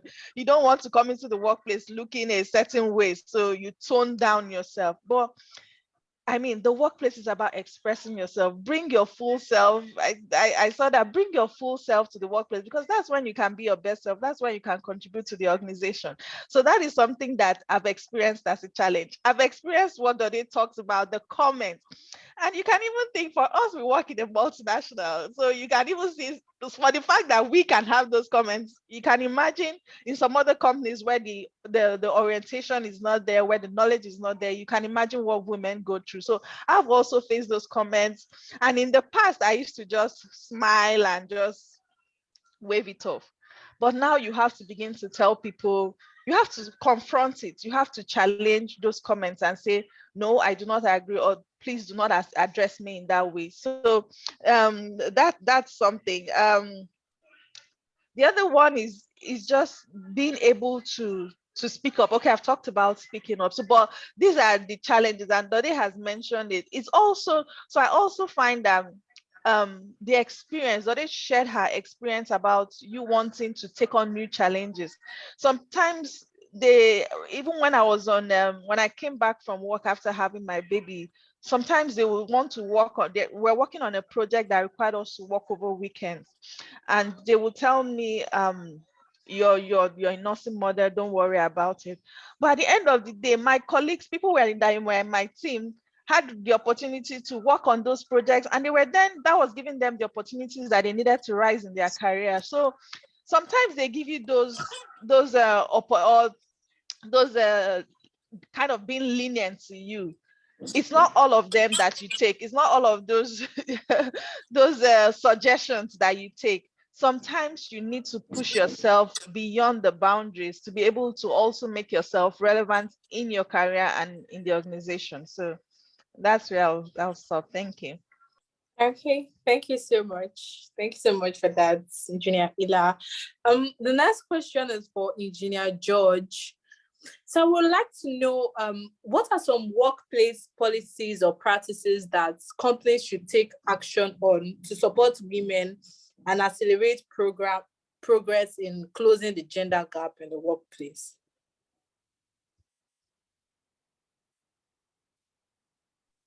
Okay, thank you for that question again. Basically, what you're asking for is known by every company, but it's the political will for them to be able to imbibe, to do what the right thing is, as to fight against gender bias. That is a problem.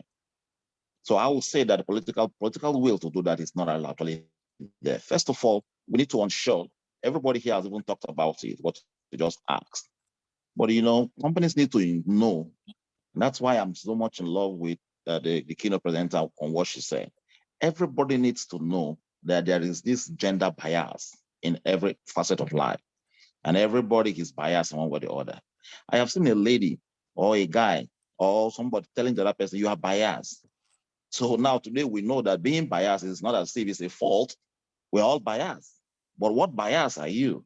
In terms of gender, people need to know that there is already an inequality in gender allocations. And so that bias in gender is negative. And so that we need to acknowledge the fact that, yes, there is gender bias in the system. And companies need to know that. Until they acknowledge the fact that there is gender bias, they will not be able to do something about it. And that's why I talk about the political will. When companies know that there is gender bias, the next thing they will know is how do they correct it? Now, to correct it means someone has to speak up. It might be from the management angle. It might be even just a low staff in the company. Somebody has to speak up. Now, speaking up has two different ways. You could speak up by way of agitation, but that sometimes does not yield result. But you could speak up by way of coaching, like my sister said, by coaching and by mentoring. When you speak up by way of coaching and mentoring, people begin to realize the relevance of how that gender bias can be solved. So speaking up gives people the avenue for them to learn more, to be able to know what to do as to correct that bias. If UN SDG should come with that as gender equality, I do not see any person that will say that there is no gender equality. There is, and so we need to be able to correct it. Now, having known that, we need to speak up and mentor people. The next thing is we need to allow that mentorship, that speaking up to grow over time. It has to grow. You don't just speak on a particular thing and let it die. You have to make sure that you go from step to step. It will be one person you have bought over today. A single person can make a ocean. You buy one person over if you are the one that is speaking up. And then tomorrow it will be two persons now speaking to two persons. And if you have that multiplication effect, you will realize that over time, a higher degree of personnel in the company will begin to know that this is worth doing. So it's a fault already, and we need to try and make sure that we correct it. So it will grow. You allow it to grow. It needs to grow. Now, while it is growing, you will also come to realize that a time will come when there will be a change in the hiring system in the company, as well as the safe landing of females in the system. There are some companies I won't mention them who are like having it as a norm that there must be gender equality. Maximum they can take is 60-40. So in whatever employment they do, and that's something I'm trying to imbibe also in my company, like I gave you an example on.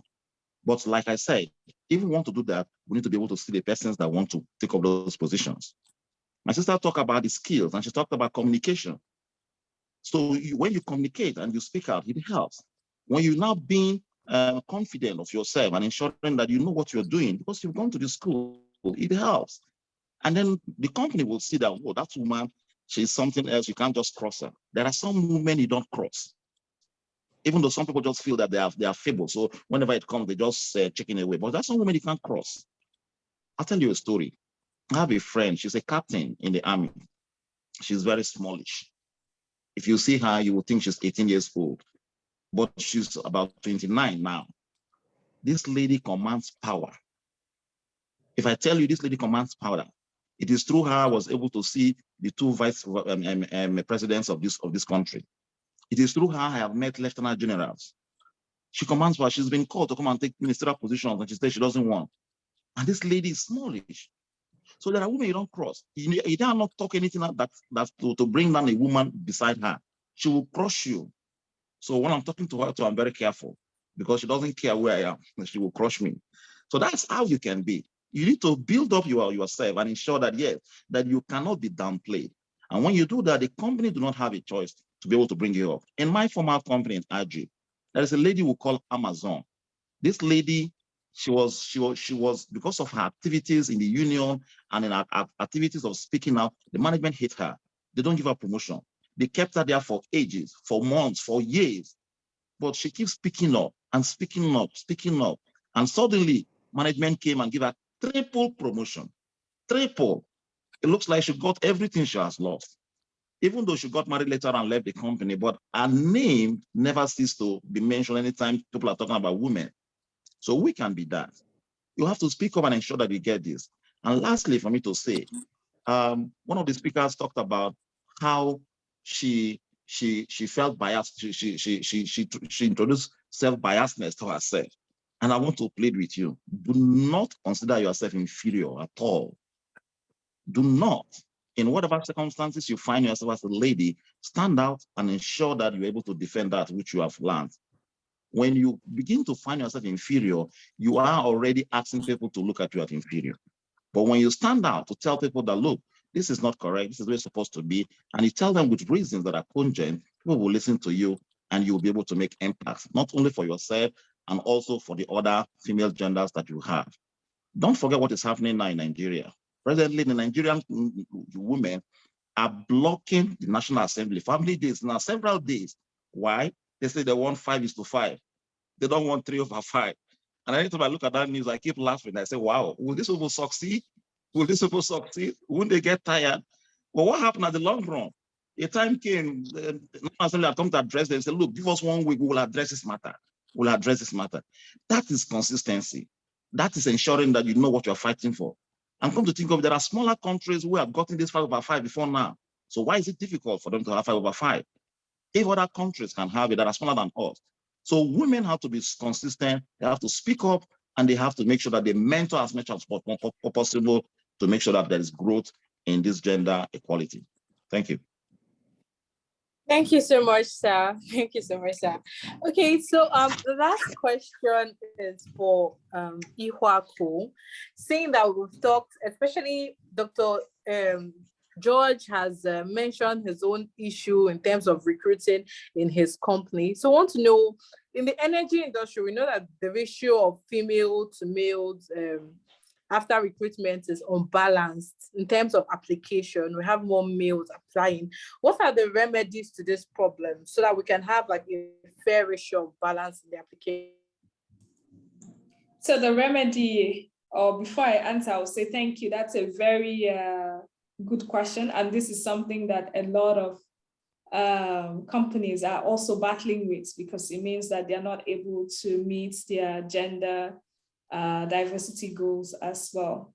The remedy itself lies in your hands, in the hands of the students, in the hands of SPE, in the hands of people like us as well, who have the opportunity to meet with young people and talk to them and advise them, right?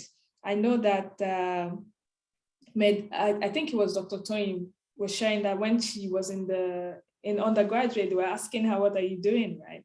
But then when she went to do her master's, there was more encouragement for women to continue in that line, right? So it actually starts from the grassroots, from the homes, from the communities. Why is it that when and I tell you this, Engineer George is very correct. Even when you say you're looking for a manager, you will see that the guys will apply, even when they are just fresh out. They just want to get their CV into the door, right? Somebody mentioned the statistics. It is very correct, but you will hardly ever see women applying. They will think, okay, they say they want manager. I'm not a manager, I just graduated. The men don't mind. If I count the number of unsolicited emails that I receive more from men. They will send you their CV, they'll send you all their certifications, they'll tell you that they are ready to work even without being paid, that they just want the opportunity, right? I get emails, I get LinkedIn requests as well. Always the men, always the men, always the men. So the remedy starts from the grassroots, from the homes, from the communities. Anywhere you have access to young people, you need to tell them, look, you can be anything you want to be. You can do you don't have to limit yourself. You have to unshackle yourself from all this society. I know it's from the society. I know it's going to take a long time, but we all, as we are in this session, I wonder how many of us sent this link to our female friends, right? I wonder how many of us sent it to our cousins, right? I wonder how many of us sent it to our village WhatsApp group or our primary school WhatsApp group and say, hey, ladies, please join. We all have a part to play. Sending applications is the easiest thing you can do, right? It's a matter of either uploading your CV or sending an email or responding to a link. That's it. So if women are finding it difficult to do this, imagine what happens at the recruiting session, right? Imagine what happens in the workplace. We need to help each other. We need to do as much as we can. We need more of these programs. We need to communicate it. And one of the things I said, right, is that we need to champion other women, right? And that is what is required for us to spread it, to spread the knowledge, to spread the information, like you are needed in this industry. You bring a lot to this industry. There are women doing more and more and more in this industry. And so therefore we need even more women in the industry, right? So I know that there's no blueprints. Shell cannot solve it. Ajib cannot solve it. Schlumberger cannot solve it. It's all of us that need to work together to solve the problem. Thank you.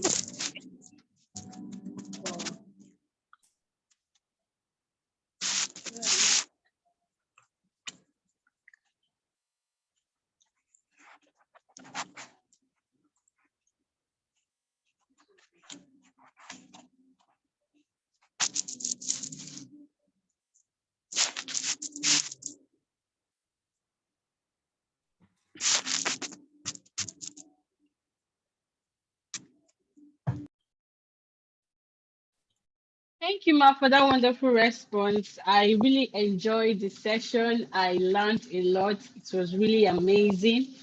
And truth be told, I've been a victim of everything that has been said here, but I think it's time for me to step up my game.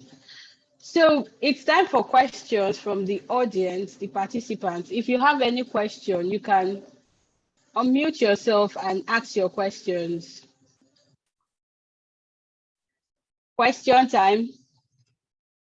Gloria, please let me quickly add to what she said about having more women participating in the oil and gas industry. So, like she rightly mentioned, it has to start from the grassroots. And right now, I was preparing for a particular presentation at APWEN, and I asked one of the students here to check how many engineering female students they have in Uniport. And the percentage is like, is it 15 or 20% of female engineering students. So by the time they are leaving, we only have 15% of females competing with 85% of males, for those same job opportunities. So I think we should encourage our younger sisters in secondary school that they can pick up engineering, they can pick up a degree in engineering, they can thrive in an engineering career. Because if we wait until graduation, we'll still have less women, less female engineering graduates. So we need to start from secondary school to start encouraging them to go for the engineering career. Yeah, I think that's a good one. So Dr. Sarah, you're raising your hand. Do you have a question? You can unmute yourself and ask.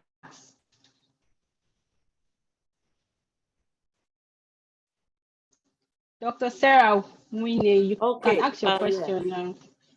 Yes, good afternoon, everybody. Thank you, our incredible panelists, for the discussions. I've learned a lot. And I thank you, Mede Dode, for the insights on coaching people on how to respond to questions that have a biased undertone. Thank you very much. But I just have a bit of a concern for the two ladies that kind of declined the opportunity they got with Dr. George Ewa's company. Now I know that most companies will indicate location when they are placing adverts out, that this job is for this location.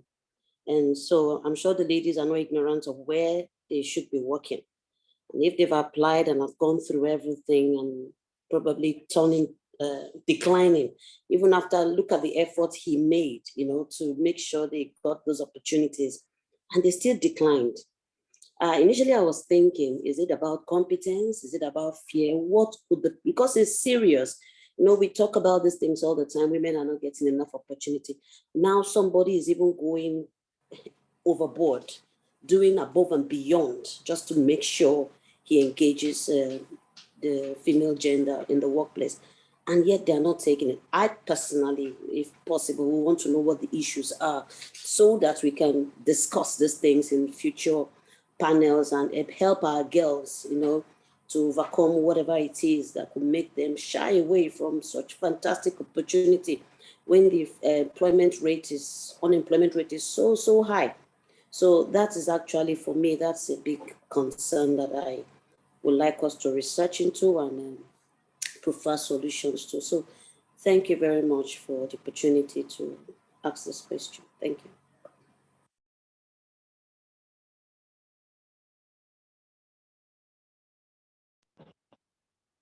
Okay, okay, if you don't mind, I'll just like to make a comment on that. Thank you, Dr. Sarah, for that comment. I'm happy that you feel concerned. I am also much more concerned. And I'm telling you that I haven't seen these ladies. I didn't see them facially because my MD did all the recruitment, but I get the reports and I saw the email trace. Now, the lady that's from Lagos is very brilliant.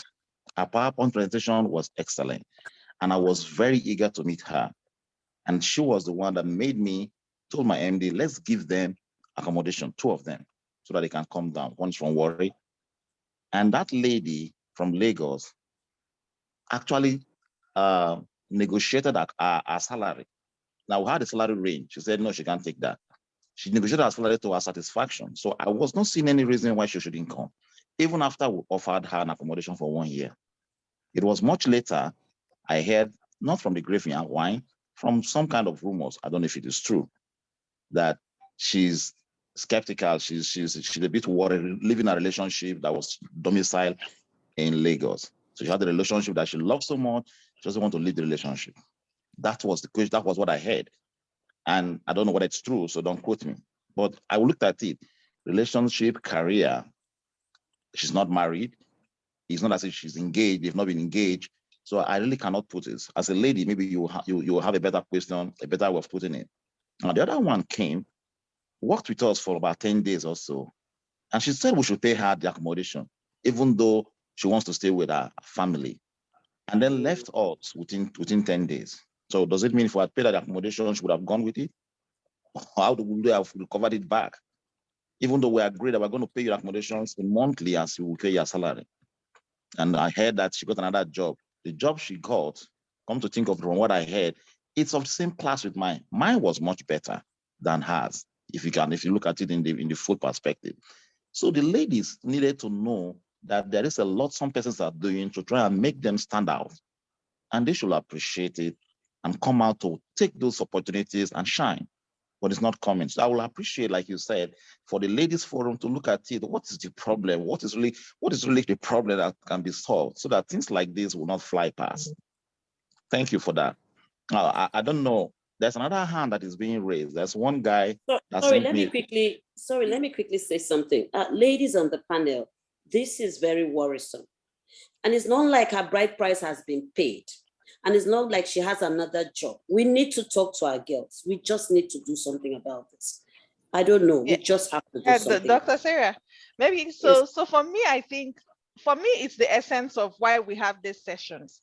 So it's for people to hear the stories, because, and the thing is, for a lot of the students, a lot of the younger females, they don't know our stories. So the more we tell them, the more we say, look, I've been able to balance work, family and career. I've been able to balance relationship and career. It's doable, because we come with the mindset that it's impossible. I mean, you can have a relationship in Lagos and still work in Port Harcourt, and you can balance it. People are in marriages that are in different places and your homes are still functioning. So I think it's the more we tell our stories, the more people see that it's doable. So I encourage all the students on the call, continue to attend the session, listen to the stories, hear the stories. The thing is representation. People want to see people that are going through the similar situations as they are, and then they can be able to take that bull by the horn. But another thing I will also want to touch on is, let's not penalize women and ladies for choosing relationships and family over career. The fact that she didn't get this particular job today doesn't mean she won't get something else. She may get something else in Lagos that is also maybe same job, and her career can also do well where she is. So let's not penalize and say, oh, you didn't take that challenge, or you didn't take that leap, so therefore you're not interested.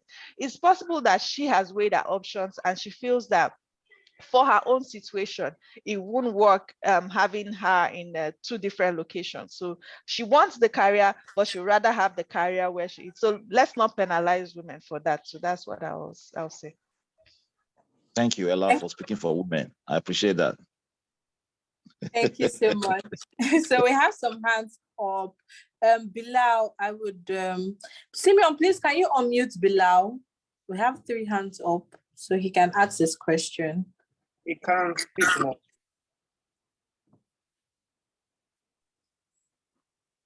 Okay, good afternoon, everyone. Can you hear me, Gloria? Yes, I can. Okay, so my name is Ibrahim Bilal. I've been opportunity to serve as the immediate chapter president of SPE UNIPORT. So when I was serving, I had a scenario which I want to paint now, and I would love the panelists to just give their inputs on how it went. So at some point in the department, we were told to nominate 3 students that have exhibited leadership qualities, outstanding academic records, and extracurricular activities in the department. We're told to nominate 3 students. So checking the track record, but it had a clause. It had a clause that there must be a female student in it. Yes, had that clause. So we had this problem of, after checking the track records of who are these 3 students who could nominate, we found out that the 3 of them were guys. And we also had to obey the clause that a female student was nominated. So I don't know, we now had to remove the least merit guy to accommodate a female so that we could send in the nominations. Yeah. So I don't know, especially to Ihuaku, I know you've worked as an HR. Have you had that situation where you had to undermine merit to accommodate inclusiveness? And because it was painful for the last guy, that why would they just remove? Okay, so he has worked hard, and at a point, because of a particular clause, he cannot go in according to merit. So I don't know, it's really sensitive to some extent, and I would like every input across board. Thank you. That's a very good question, Ibrahim. Thank you for bringing a real life situation to us. In my company, we actually have a rule that in every senior manager role, there must be ladies presented, at least 1 lady presented. There must be at least 3 names and at least 1 lady presented. So that rule is not new. A lot of companies are using it as a way to force the workplace or to force the culture to actually make sure that women are not overlooked, right? Now, going back to your question about merit, again, I'm going to choose my words carefully, right? Because it's based on track record, I would not suggest that someone who doesn't even meet the criteria in the first place be put in that list, right? I would have suggested that you guys go back and say, hey, this is the criteria we use to select people, and these are the people that came up, and we are not able to find a female that matches this, right? And then you have a dialogue with the person or the people or the group that needed that list. In the workplace, it's a little bit different, because even if we say that the track record is not good enough for the female, we have put things in place to make sure that that decision is not being made like right now, like we need this guy right now, or we need to fill this role right now, so we need to get people that are ready right now. What we have done is to have part of our succession plan to work. We review it every year, and we look at every senior position, and we look at people who are ready now, people who are ready in a few years' time, and people who are ready further down the line, right? So you could see someone who just joined maybe 5 years ago being put in a list for a very senior role, because we know that the person has the potential. And what do? We start to coach and train and get the people ready for the position, right? And when the time comes, we will not be saying, oh, this woman does not have track record, or this woman did not meet the criteria, right? You find out that when the time comes, that both the men and the women, they have this similar, not the same, similar opportunities to get into that role, right? So it all depends on the company culture, and also depends on the top management, if they're really sincere about these things, right? If you're really sincere about it, you put a plan in place to make sure that it works. If we keep saying, for example, the fact that we don't have enough female applications, we're seeing it now. And a lot of companies are trying to actually go to the primary schools to do STEM activities. So you have to put a plan. The female are lacking, yes, we know that. We have always known it. But what are we doing to make sure that this does not happen? So the most important part of my answer is that plan to make sure that the women are supported, right? We've heard in this session that a number of them don't think that they are able to do it. A number of them think, okay, I'm in the midst of men. What is my own? Let them be doing whatever they say we will do. I've been taught not to speak up where men are talking, right? It happens in the home, sometimes even in the communities. So it's now up to us to say, okay, this has happened. And as I know you've left the position, but subsequent people that come up, this is the plan we have in place to make sure it doesn't happen again. All right, thank you very much. Thank you, Ma. Bilal, I hope that answers the question. Can I just, let me just add something to what Mrs. Yako has said. Okay. I also don't want girls to get carried away when they think that IWD is about pushing women, we have advantage. So they are going to be pushing us. They're going to make sure we are there. We will be there. There's a percentage. And so you get carried away and you don't even try to do anything. They will definitely put a woman. Let me break the news. It's merit all the way, right? We have the first female MD in Shell today. Not because she's a woman, we try to put women in leadership. But if you look at her track record, it actually shows it's oozing excellence, dedication, and commitment. So please, by all means, the skills, the competence that you need to get to that position.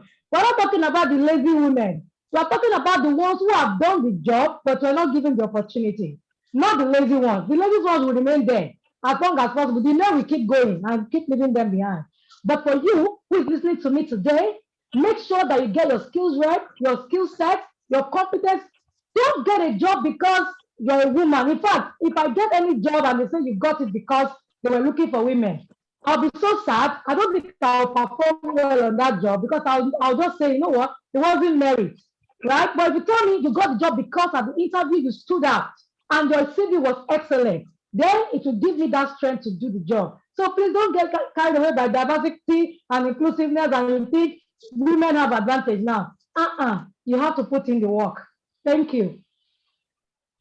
Okay, thank you so much. We don't have so much time, so I would take Afoke. I'll take Afoke's question. Afoke, Simon, please can you help me unmute Afoke so she can answer? Please, we'll have a networking session, so I think people will be able to, like, if our speakers drop their LinkedIn, can go ask them questions there because we have limited time. So Simon, please, can you help me unmute Afoke so she can ask her question? She can speak. Okay. Hello, everyone. Good afternoon. Thank you so much for this opportunity to speak up. Okay, my question is that I'm in mechanical engineering in Uniport, and I've always had this challenge of fear. Yes, at the beginning of the semester, I will have this energy. I'll be reading. The energy is there. The middle of the semester, the energy is there. A week before the exam, the energy is there. All of a sudden, the exam is now. I don't know where the fear will just come from, and I don't know. It's time to write the exam, and then I just get to put in maybe 70% effort, 60% effort, and I know I can do better. So I'm literally writing the exam, and I don't just know how the fear just tends to overcome me, and it's something that's been affecting me since year one. And oftentimes I want to get a skill, but I just get to be like, oh, I beg, let me not just do it. So there's just been this fear. So I know I can be outstanding, but I just end up doing things, just getting half the result, half the effort. So the fear has actually been overwhelming. And now I'm going to final year, and during this IT period, I've really been seeing it, that fear has been affecting me. And I've been thinking, okay, how do I do better even as I'm going to final year? So please, was my question. Please, how can I overcome, since I know fear is something that has been part of the process, but how do I break out of this fear academically and in other areas as a female engineering student? Thank you.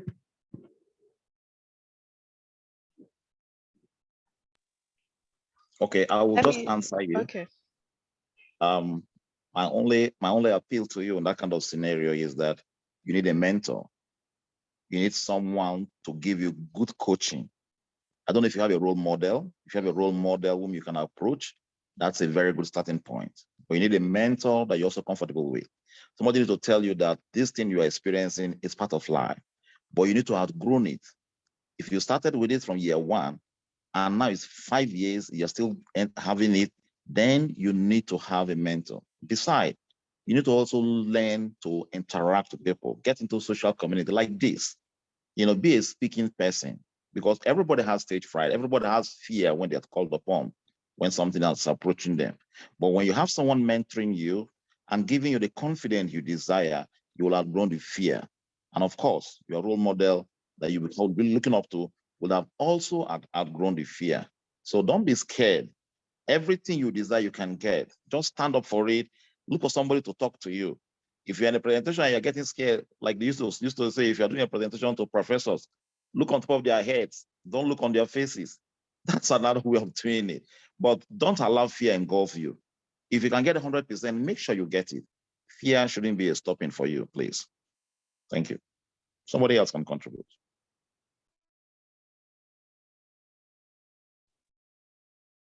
For me, I just want to say what a manager told me some time ago. He said, as you're looking at me, I'm afraid. Like, everybody's afraid. All of us, as you see, all of us here, we're all afraid to come here. So everybody is afraid. So you just have to have that at the back of your mind, but don't let that empower you. Dr. George has given you the tip. So I will say, with exams, I think it's when you're faced with some sort of, it feels like a life-making moment for you. So that fear comes upon you.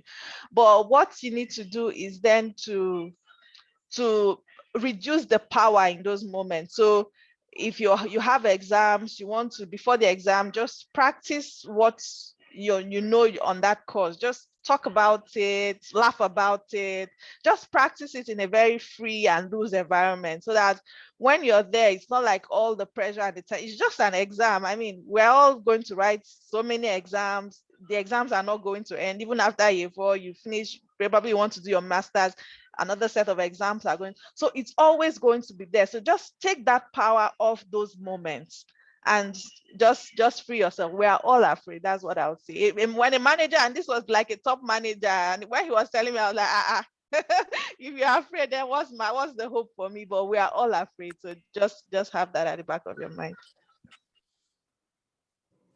Okay, thank you so much. Okay, I hope that answers your question.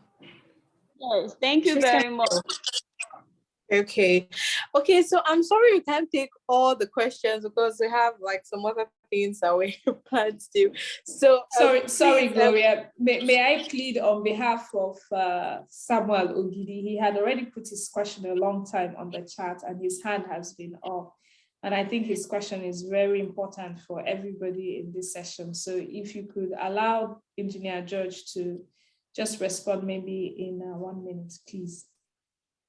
Okay, no problem. Thank you so much, ma'am. Simeon, please, could you unmute Samuel? Okay, go ahead, Samuel. All right. Good afternoon, everyone. I hope you can hear me. Yes.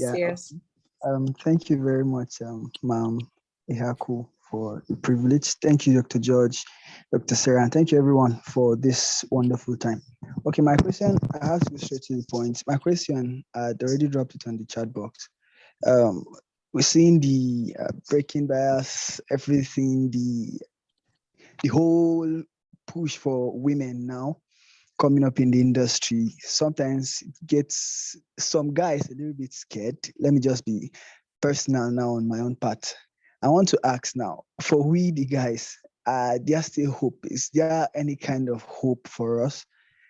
Since the women are now coming strong now to take over, is there any form of hope now for the guys? And what advice would you give to future male engineers? Okay, actually, I read your question, and immediately I read it, I started laughing. I smiled in me because I don't want to say you are scared. I don't want to say that some other persons that feel like the way you're feeling are scared, but you cannot rule out the fact that there is some degree of, fear in you. What if my space is taken when my time comes? You don't need to be scared. And I must tell you that the employment series that goes on is open for both gender. What we're talking about today is talking about gender equality. The same preference you give to the male, give to the female, so they can all compete. It doesn't mean that females should come and take all the jobs. No, there are still a lot of vacancies everywhere. All you need to do as a guy is also to stand out in your studies and ensure that you are employable, that you are marketable, and you can stand the test of time. If you do, you will definitely have a space for yourself. And I want to tell you something. Some years back, when the issue of fossil fuels will no longer be needed, we have to abandon fossil fuel and go to renewable. A lot of panic. Me that I've studied fossil fuel since, me that I've done petroleum since, and not that, a lot of panic. But where are we going now? Today, now the new campaign is that Western world, if you want to go with fossil fuel, do. We Africans, this is now we want it, but we will definitely use it. So fossil fuel is there for the next few decades to come. So what we're saying doesn't mean that we're taking away your jobs. We're only trying to make you to stand out, to do your job well, so that when the time comes for employability, you will also be counted. That's just what you need to know. And then I saw a statement also from Dr. Sarah talking about the lady that left the job. Does this also apply to male? And well, because we're talking about ladies, I didn't tell you the experience I had from guys also. And it's not also too palatable to also say that I have guys that actually also worked out. Now, that goes to tell me to understand what Ella said when he said people have preferences. They must have one or two things they look up to based on their career, and they will go for it. So I have guys that worked. I have a personally guy that was placed very high, and I didn't know he was looking for a higher scholarship to go study abroad, and I really have a lot of hope on him. And he's been working. All of a sudden, he gave me 2 weeks notice that he wants to resign. I said, I have things for you to do. Look at number 1, 2, 3 things like that. And you are a potential manager here to take over this place and all. And he said, well, he has to be just got a scholarship and all. It was heartbreaking for me. Now, he's only actually worked for me for about several months before he left. But there are others that actually got the job. Before they came, don't forget, as they're applying for my job, they're also applying for several other jobs. So they look out for what best fit them. And then at the time of employment, they say, sorry, I got something else. Or sorry, one thing is not okay for me, and they go. So actually we have guys that also decline. It's not only ladies. Our interest today is on ladies, that if actually you're going to decline for any reason, it should be something quite genuine and not to fall in the hands of ladies. That's what we're talking about. So that's the answer to you, Dr. Sarah. Thank you.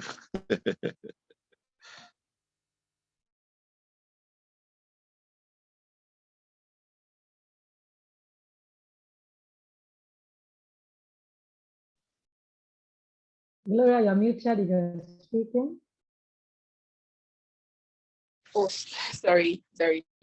Thank you so much. Thank you so much for the session. The panelists, I enjoyed moderating, and I have my questions, but because of time, thank you, Ila. Thank you, Ihwaku.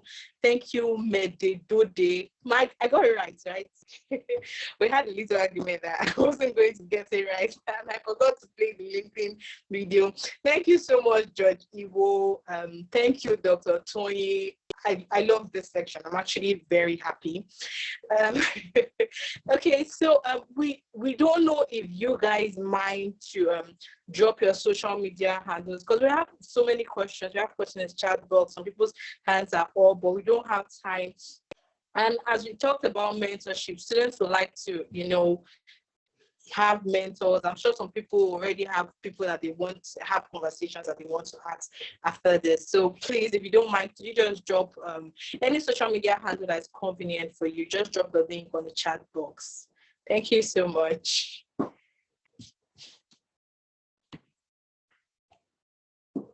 Okay, we have Dr. Tony's LinkedIn link.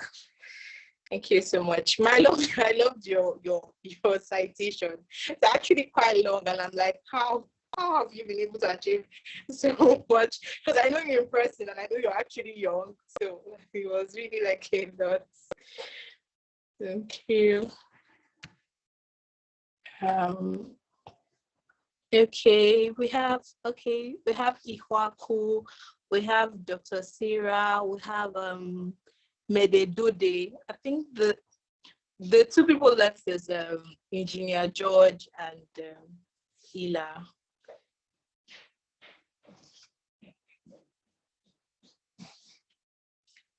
Okay, so while we're waiting for that, the last thing is want to do a little photo session with the gender bias sign. So Simon is going to help us with that. So please, everyone, turn on your screen so we can do that.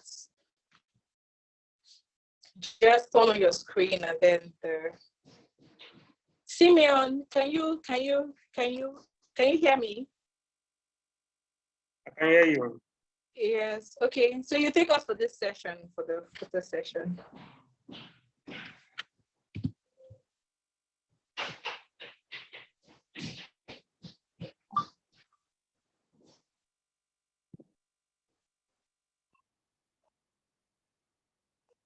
Are we good to go? I think we have some cameras still coming up. Okay. Please turn on your camera so we can take a picture. Let us know where you want us to do the Yes, bias I'm just sign. Okay. But let me help. I want to tell you, I love your glasses. Thank you. Okay. Simon, do we have everybody's camera turned on? Not yet. You see, have some people with their camera turned off. Okay, but if we have most, I think we can go. Is that fine? Because of time. Okay, we are good. Okay. Okay, so let's do the sign. It's actually like this. Just your two hands crossed. Thank you. Okay, Simeon. Yeah. Okay, is that fine? Yes. Okay. Okay, thank you so much. Thank you so much. So I'll be handing it back to Ella. She has a Kahoot session.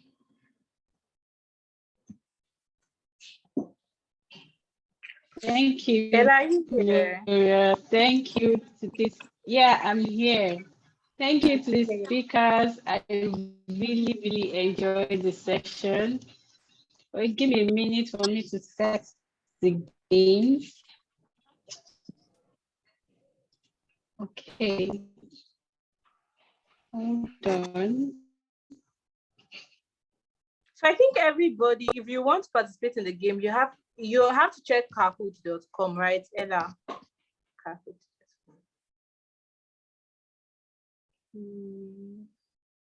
Kahoot.it. Kahoot.it. Okay.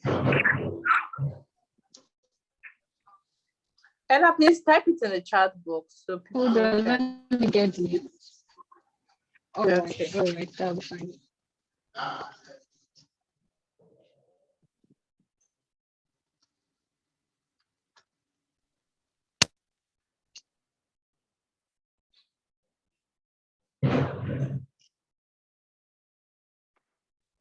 Thank you so much, Madam Sarah. Afoke, I think she has a link down so you can reach out to her.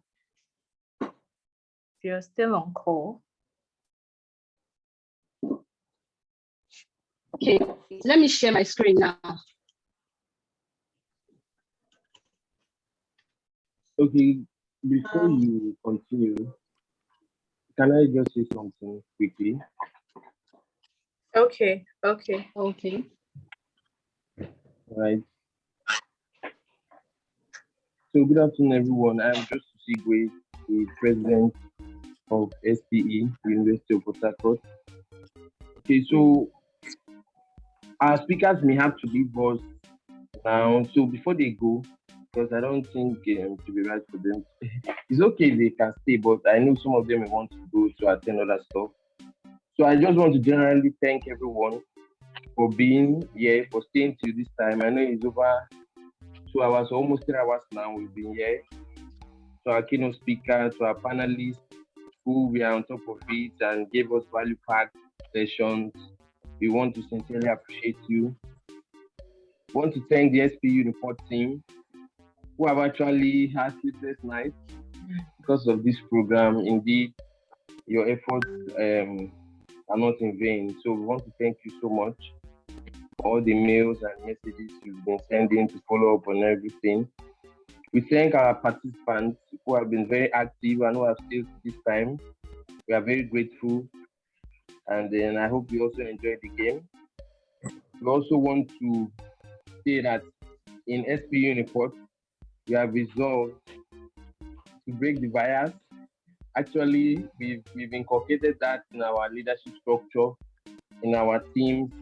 As you can see, this is a session moderated by one of us, our technical director, that's Gloria, and our host, who is Emanuela. She's our vice president. So we believe that women have a lot to give back to society, and we don't look down on them. We also want to make sure they explore their potential to the fullest. And we thank everyone for their time. And we also hope that we all in our individual lives will continue to break the bias in our workplace, in our family, in our career, and then we'll continue to work together as one. Thank you very much, and do have a nice day. Thank you, Jeff. Thank you. Dr. Tony, I wanted to wish her, so on today's her son's birthday. Happy birthday to him, ma. And thank you so much for joining. I really Happy birthday to him, ma. Thank you. Thank you. Okay, ma. Thank you. Please, guys, join the game with your name so that I can differentiate it. Please, with your real name. The number on the screen is the pin. Go to kahoot.it and type in the game pin. Please, your name. No nickname.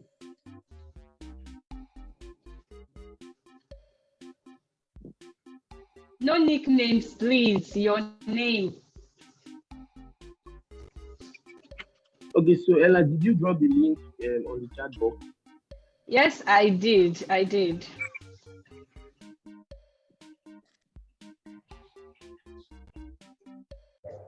I'll give everyone like 3 minutes to join. We're already behind schedule. So 3 minutes is too much. A minute is fine. Okay, a minute to join, please.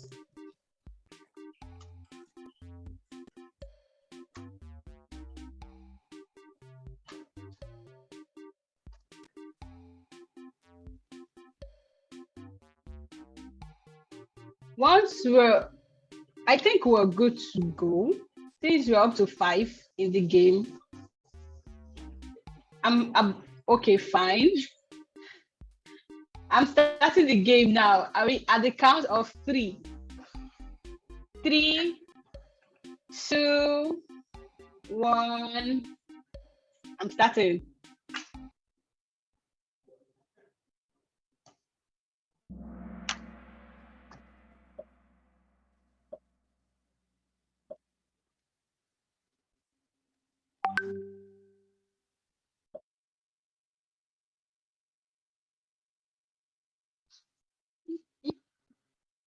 You have 10 seconds to answer each question.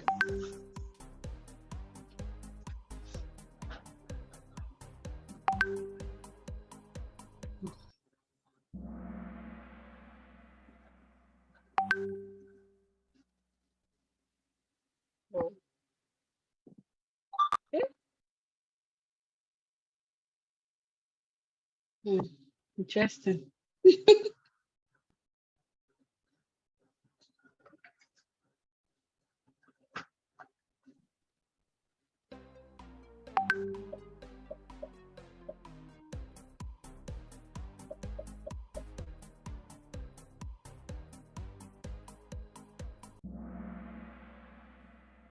Wow.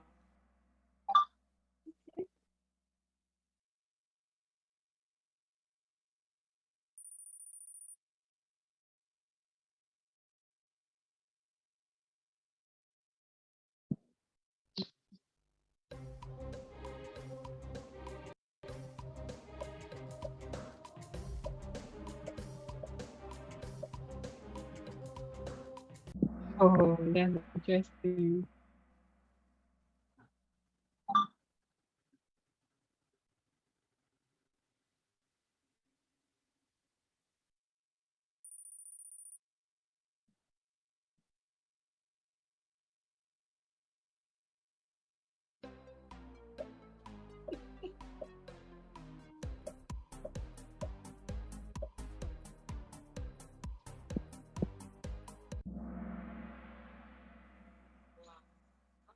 Okay, this is getting interesting.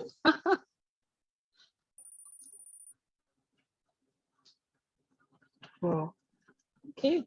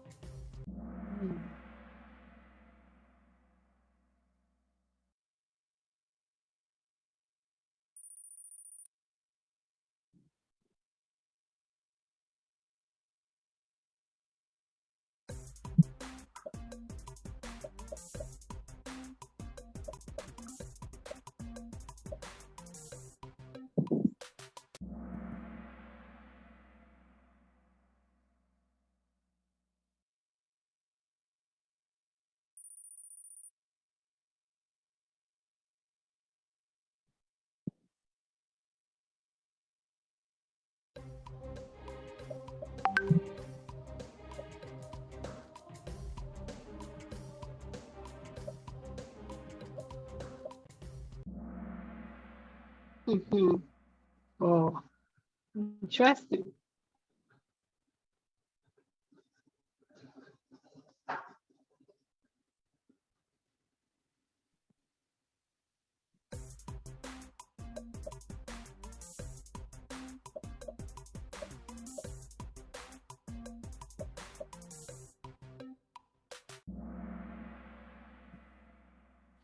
Okay,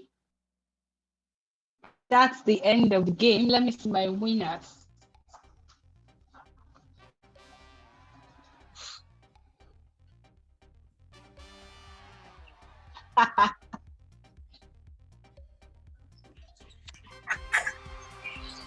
Wow. Wow. Congratulations, Anita, Bilal, and Mahmoud. That's interesting. So you drop your WhatsApp number on the chat box so that I can reach out to you for your prizes. Thank you very much for participating. Please, your WhatsApp numbers on the chat box. Anita, you're saying yes.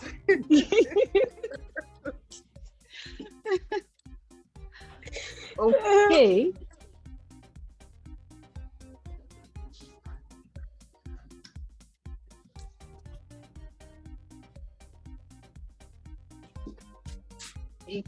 All right, thank you very, very much. It was really nice having you all on this program. I must confess, I'm very, very excited and happy at the same time. I think that's the last program for this event. The next should be our closing prayer, if I'm not mistaken. All right, so closing prayers. Somebody should just help us with that from the participants. So waiting.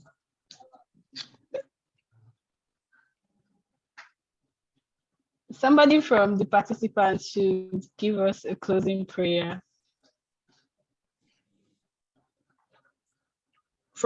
According to the president, from 300 level and below, please, someone should take us in the closing prayers.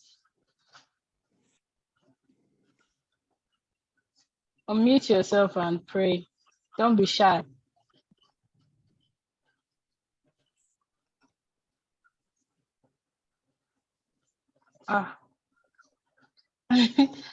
Somebody, there's no consolation prize. So hello, can you hear me? Good afternoon. Yes, good afternoon. Hello. We can hear you. Can hear you. Okay. We thank everybody as this program is coming to an end. I'm faced with the 200 level. That's engineering. So can we pray? Okay. In Jesus' name. Amen. Father, we thank you for this event which have come to an end today. We thank you for our moderators, our keynote speakers. We thank you for SPE UNIPORT at large. Thank you for our students. We thank you for our country, Nigeria. We thank you for this knowledge which they have impacted in us this afternoon. We say, may you come and replenish them. And we, the students, which they have given this knowledge, may we work it out in our daily activities, so that at the end of everything, you alone, Lord, will be praised, both now and forever, in Jesus' name. Amen. Amen. Amen. Amen. Thank you all for attending. It was nice having you all. Thank you very much. Thank you.